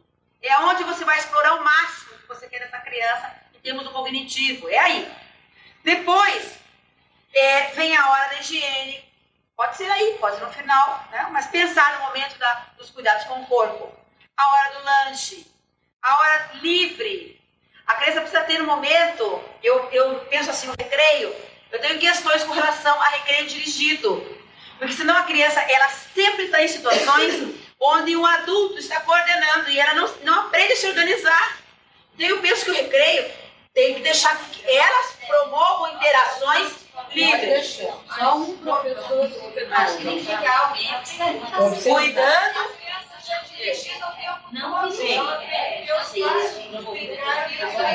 Sim, eu penso que é muito adequado que seja assim mesmo. Depois, volta um relaxamento. Atividades de autoconhecimento nessa hora é ótimo, né? Vamos relaxar, vamos ouvir a respiração, vamos sentir o corpo. Ótimo aí. Depois, muito adequado o momento da leitura. Todo dia uma leitura? Ah, sim.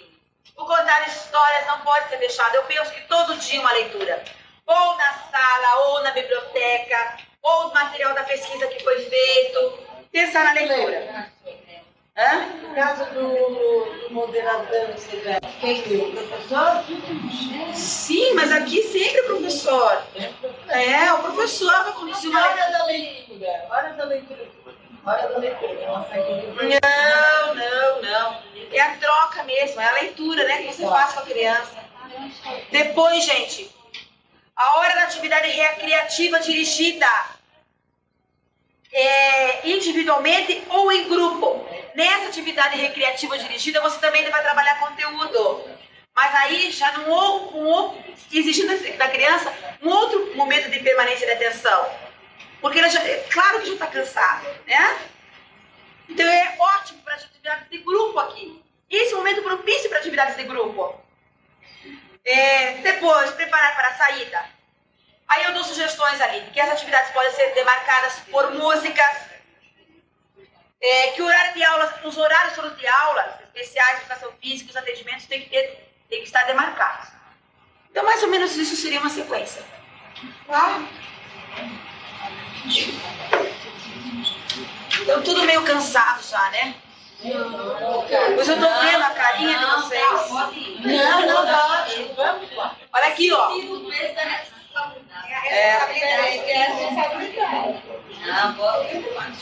Vamos, filhos. Vamos tentar pensar um pouquinho também no trabalho com os pais.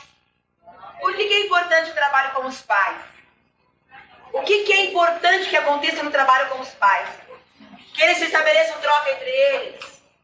Que eles desenvolvam aquilo que eu disse para vocês, que eu chamei de gestação mental, que é trabalhar mentalmente o lugar que ele está dando para o filho, o lugar do filho em casa. Mais importante é isso. Se a gente não conseguir que o pai se conscientize do seu filho, das dificuldades dele, mas que ele tem o direito de levar a dele na casa, e que a mãe não se veja assim como aquela que tem que proteger aquilo que foi mal criado por ela, que ela vê. Né? Sim. Se a gente não conseguir isso, é uma dificuldade. Sim. Mais uma criança. Eu trouxe para vocês um textinho da Sara Paim. É uma entrevista que saiu no Jornal da Tarde de São Paulo, no dia 3 de maio de 86. Já é antiguinho, né? Ela fala sobre a ignorância. E tem um momento aqui, eu não vou ler tudo, não vai dar pra gente trabalhar tudo, mas tem um momento que eu quero passar para vocês, para nós pensarmos, e o quanto isso deve ser trabalhado no grupo de pais, tá? Então diz assim, ó. Ele pergunta, quero ver como é que eu vou começar para que fique com sentido para vocês.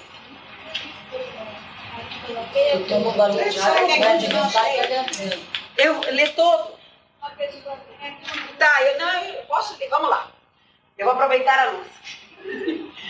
Então ela diz assim, uma pessoa faz entrevista. A senhora é uma pedagoga fascinada pela ignorância, né? Ela diz, sou. E ela gosta da ignorância. E veja que há muitas teorias que explicam por que o homem conhece. Mas é muito difícil explicar por que o homem ignora. E a estrutura da ignorância é mais complicada e mais essencial ao homem. Afinal, os animais também conhecem coisas, mas a ignorância é própria do homem. E é só do homem. Então a senhora acha a ignorância fascinante? Muito mais fascinante e desconhecida do que o conhecimento. Entre outras coisas, não há sequer uma epistemologia da ignorância. Nos livros que escrevi sobre a ignorância, procuro mostrar que ela está situada entre a estrutura cognitiva e a simbólica. Tento descrever as duas e mostrar o desconhecimento mútuo entre a estrutura da ignorância e a da não ignorância. Mas como é que todas essas suas ideias sobre a ignorância vão adequar-se ao seu trabalho como escola com criança? A primeira aproximação que tive com a ignorância se deu com meninos. Não com essa ignorância natural, histórica, mas com aquela ignorância patológica que não deixa certas crianças aprenderem. Olha bem, aquela ignorância patológica que não deixa certas crianças aprenderem. Toda função, a digestiva, a respiratória, etc., pode ser uma patologia. As crianças que não aprendem têm uma patologia da função da ignorância. Elas as usam mal, não usam a ignorância para a criação. Elas nem podem imaginar. Comecei a estudar os problemas da ignorância dessas crianças, a tentar entender os cenários, os cenários simbólicos, os dramas de suas vidas. Às vezes, é uma ou outra coisa. É uma dificuldade diante da matemática, por exemplo. Então é preciso se saber o que representa para esta pessoa a operação de calcular. Pensa, o que significa para essa criança a operação de calcular? Ele prefere ficar na ignorância. Bom sentido. Não é necessário que haja um grande problema da aprendizagem, mas sim alguma coisa que a pessoa não consiga aprender, que lhe é difícil, insuperável. Tudo isso tem um objetivo simbólico.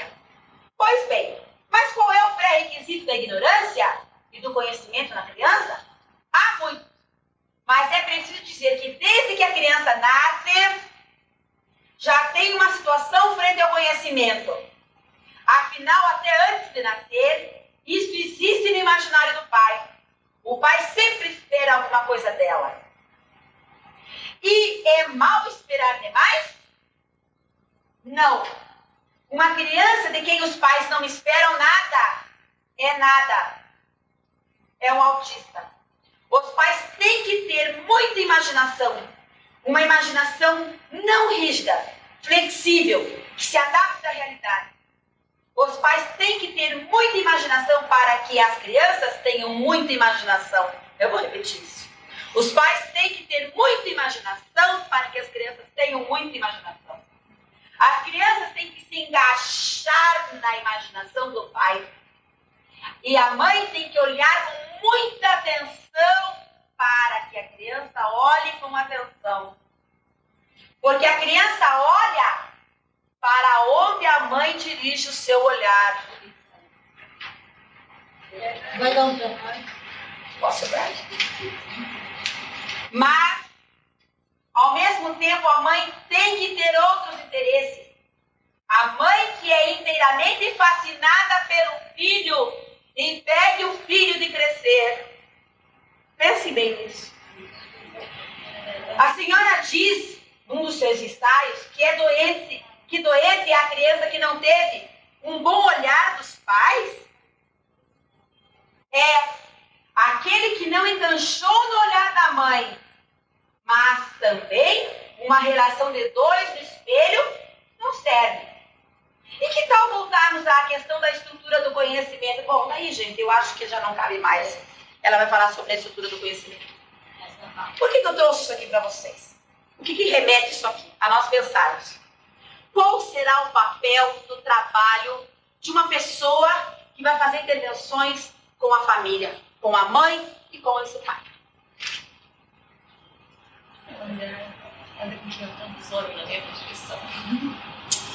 É uma responsabilidade grande, viu? Essa pessoa que vai trabalhar com essa família, gente, ela tem nas mãos a responsabilidade de possibilitar todo o trabalho que essa escola vem fazendo com essa criança. É ela. A pessoa que vai trabalhar com os pais, ela tem que ser escolhida a dedo. A dedo. Ela tem que ter um conhecimento da psicologia, das situações das relações, das construções das relações.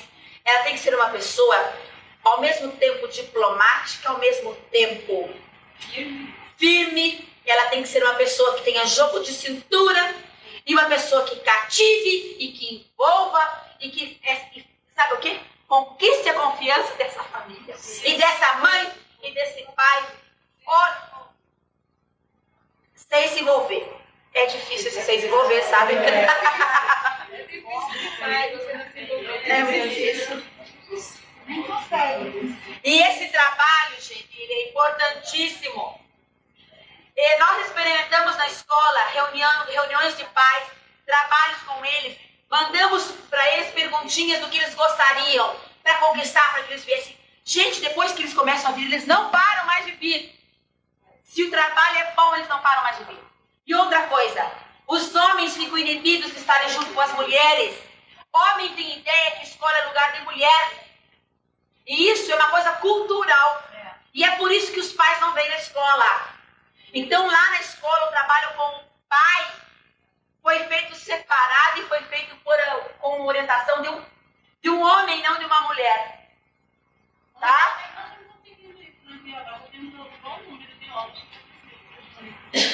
E é importantíssimo, né? Para que esse pai possa exercer a função de pai, o papel de pai, essa mãe, a de mãe, para que isso não se misture mais, que a pessoa é pai e mãe ao mesmo tempo e não sei mais. Eu não entendi essa parte, você falou que a orientação aos pais tem que ser por um homem. Porque você não é a mesma pessoa que trabalha com a mim. No caso do conceito que existe, que o homem acha que escola é coisa de mulher. Geralmente os pais não assumem a responsabilidade de acompanhar o filho na escola, de fazer esse trabalho de mãe. Então, Eles são escola. É só quando teve aquela escola que os pais não sabiam, os pais masculinos, né? Isso, nós começamos. Sabe quem que foi para nós lá? O professor Flávio. Eu cheguei para ele, professor Flávio, eu preciso, coitado. Eu preciso urgente de um homem que tenha jogo de cintura, que possa falar com os pais, de pai para pai. Ele sempre disse para mim, um programa de pais para pais. Isso é muito importante. E eu já fiz laço com ele. Professor Flávio, por favor, eu preciso de alguém que vai fazer esse trabalho. E ele, como pai, como homem, foi lá conversar com os pais. E aí eu pus no bilhete, a reunião hoje não pode entrar mulheres na reunião, eu pus. Só homens. Só podem ir pais. Olha, os pais foram, e curiosamente, vocês acreditam que algumas mães foram?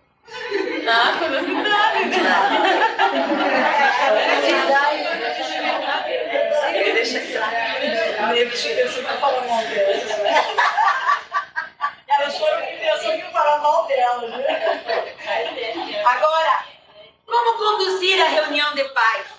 Gente, procurem livrinhos de histórias, porque a história não é só criança que gosta de história, não, sabe? Então procurem livrinhos de histórias que levem a mensagem. Tem um momento desse e tem também um momento mais sistematizado. Levem médicos, levem pessoas para falar com os pais, atendam as curiosidades deles. Oi? É isso que eu estou fazendo. Olha, o que acontece? Os nossos usuários, a renda familiar é baixa. Aí, quer dizer, se você tem uma situação socioeconômica precária, você tem dificuldade das informações, de dar acesso às informações. Então, muitas vezes, o que acontece? É muito, olha, o pai acha que é culpa da criança ter nascido assim, é culpa minha. Então, essa mãe precisa ser trabalhada. Essa mãe, além do meu apoio, ela precisa do apoio de um outro profissional. Entendeu? O PC para ela ser mal, que você pega. Muitas vezes a mãe não sabe como dar a alimentação correta a ela. Um estudo, tal. Às vezes tem algum tipo de cardiopatia. Algumas mães não têm conhecimento. É preciso trazer o cardiologista. Aí esse trabalho a gente faz a nível pedagógico. Eu faço a nível pedagógico e trazer os profissionais para a instituição. Isso é ótimo.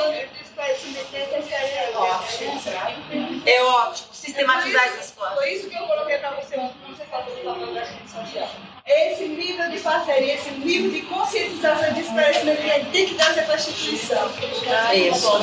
Nós estamos aqui, Muito positivo. uma experiência de trabalho com pais, iniciando, mas esse ano nós já promovemos um encontro só com os pais, crianças, filhos, portadores de síndrome de Down.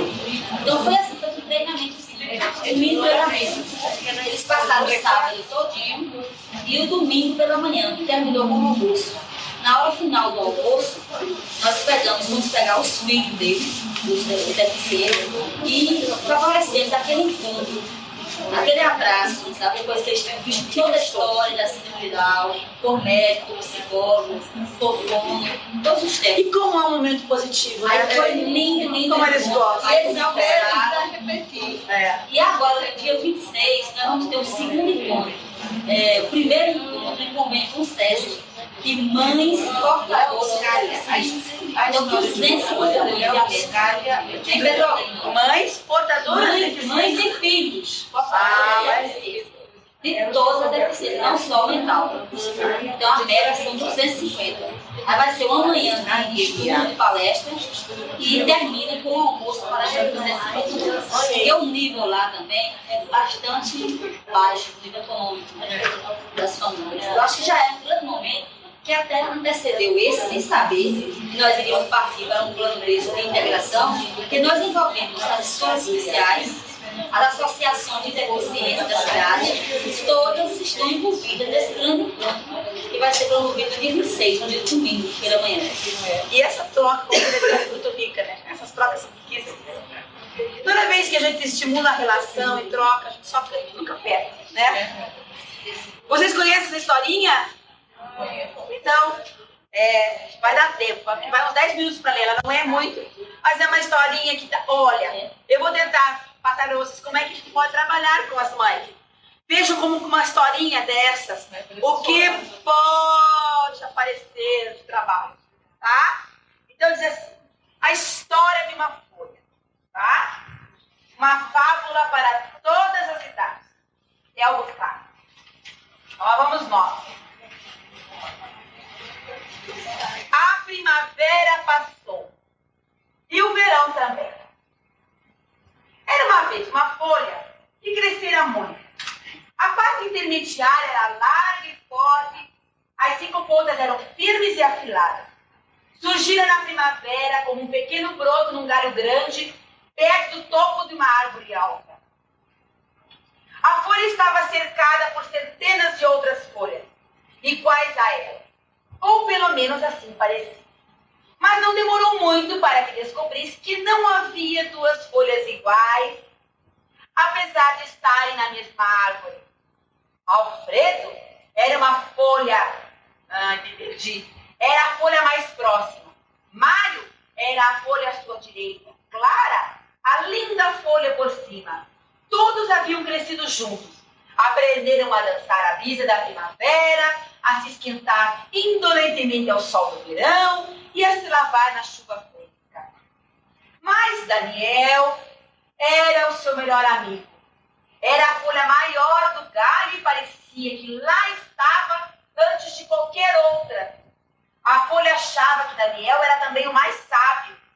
Foi Daniel quem lhe contou que era parte de uma árvore.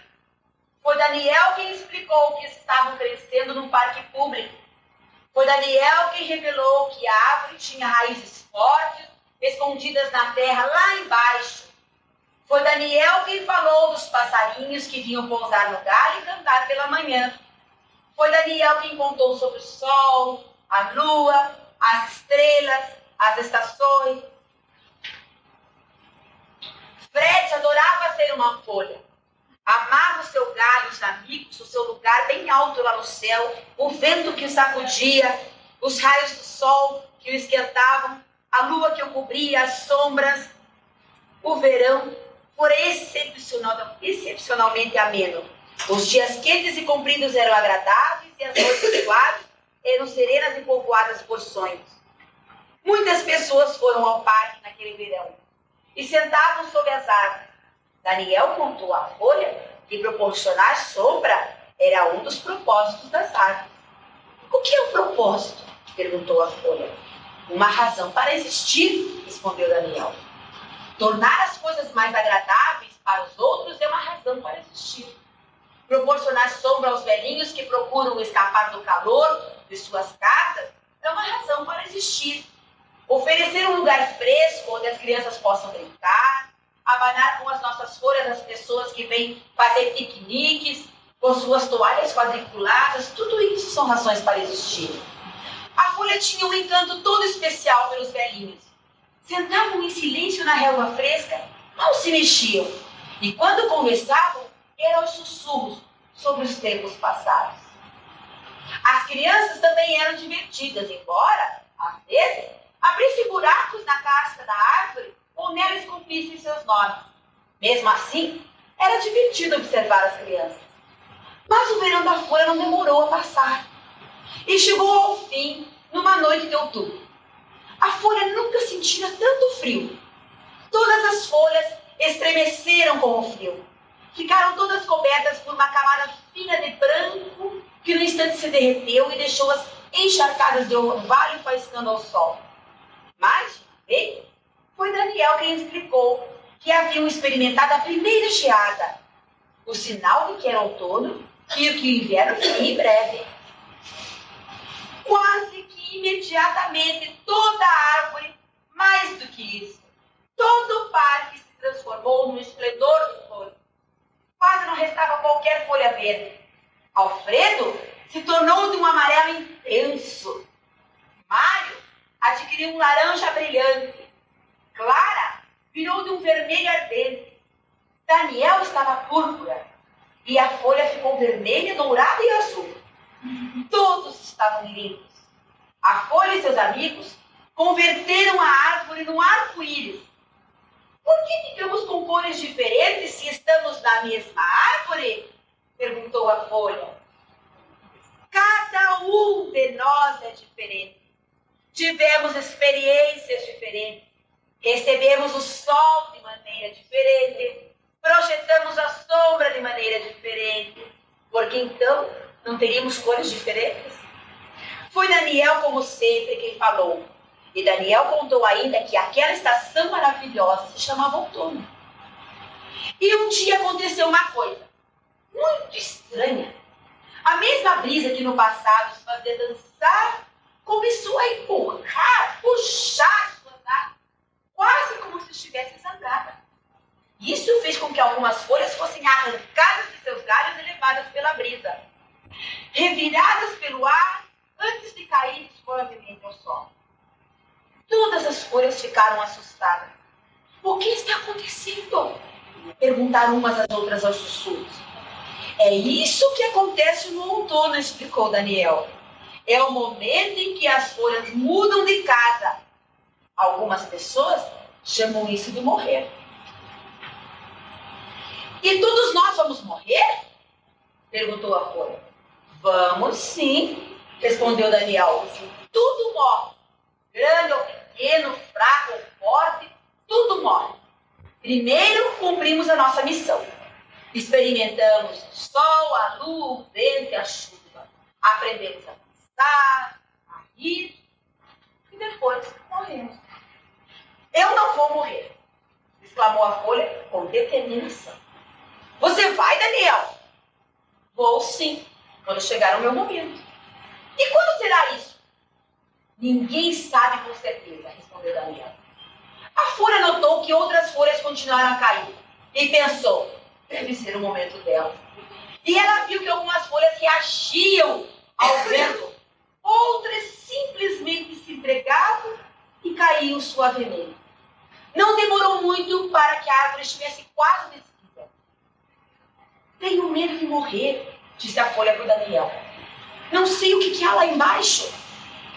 Todos temos medo do que não conhecemos. Isso é natural, disse Daniel para animá-la.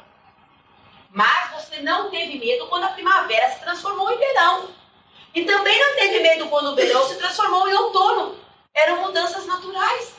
Por que deveria estar com medo da estação da morte? A árvore também morre? Perguntou a folha. Algum dia vai morrer. Mas há uma coisa que é mais forte do que a árvore.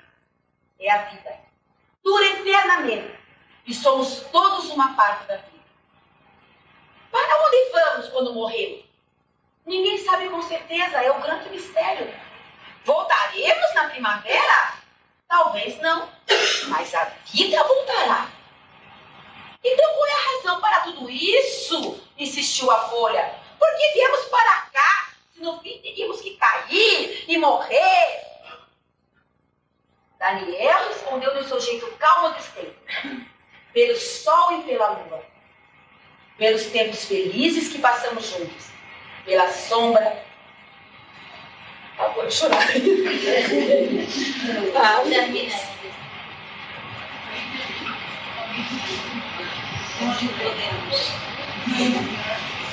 Vamos lá. Por que eu sou assim? Às vezes fico me perguntando, ai que ódio que me dá. Você não grave isso, mocinho. Como diz, o que aquela mulher faz? Ai, fico chorando.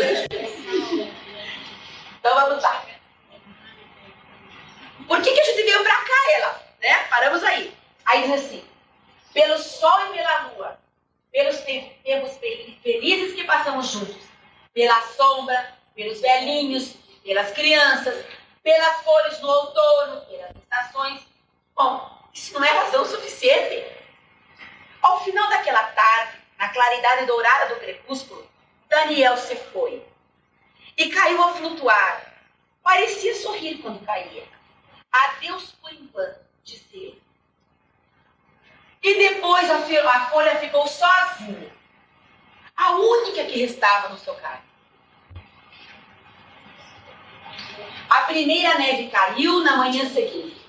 Era macia, branca e suave. Mas era muito fria. Quase não houve sol naquele dia. E foi um dia muito curto. A folha se descobriu a perder a cor, a ficar cada vez mais frágil. Havia sempre frio e a neve pesava sobre ela. E quando amanheceu, veio o vento que arrancou a folha do seu galho. Não doeu. Ela sentiu que flutuava no ar, muito serena. E enquanto caía, ela viu a árvore inteira pela primeira vez.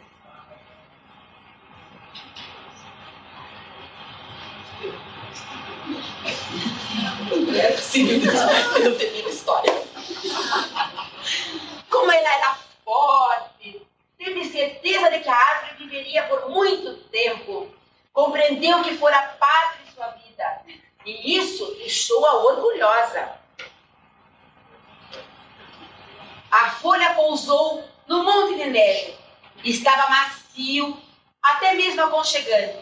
Naquela nova posição, a folha estava mais confortável do que jamais sentira.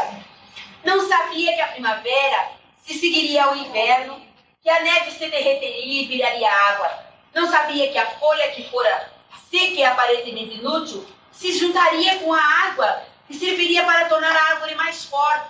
E principalmente, não sabia que ali, na árvore, no solo, já havia planos para novas folhas na primavera.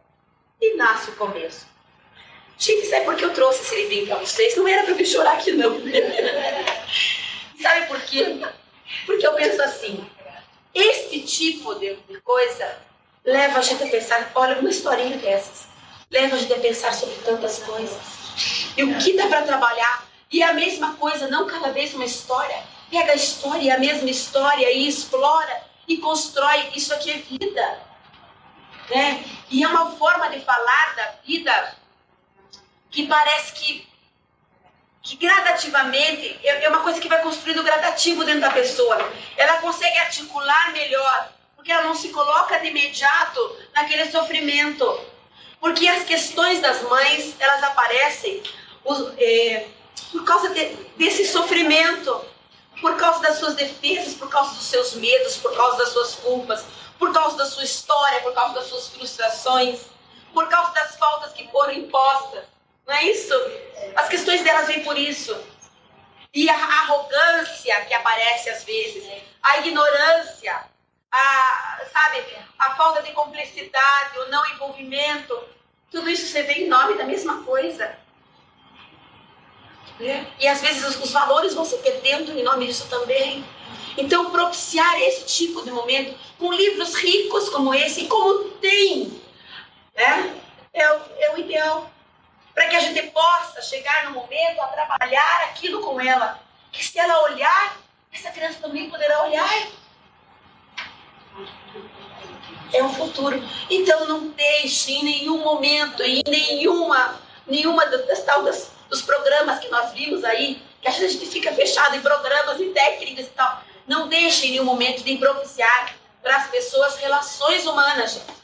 Porque essas relações é que vão construir. Sempre será assim. Tá? Pronto. Aí agora nós vamos assistir o nosso filme, né?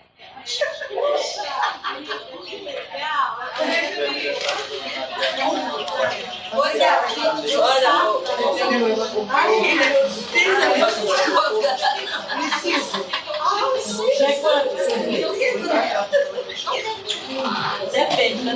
Vai.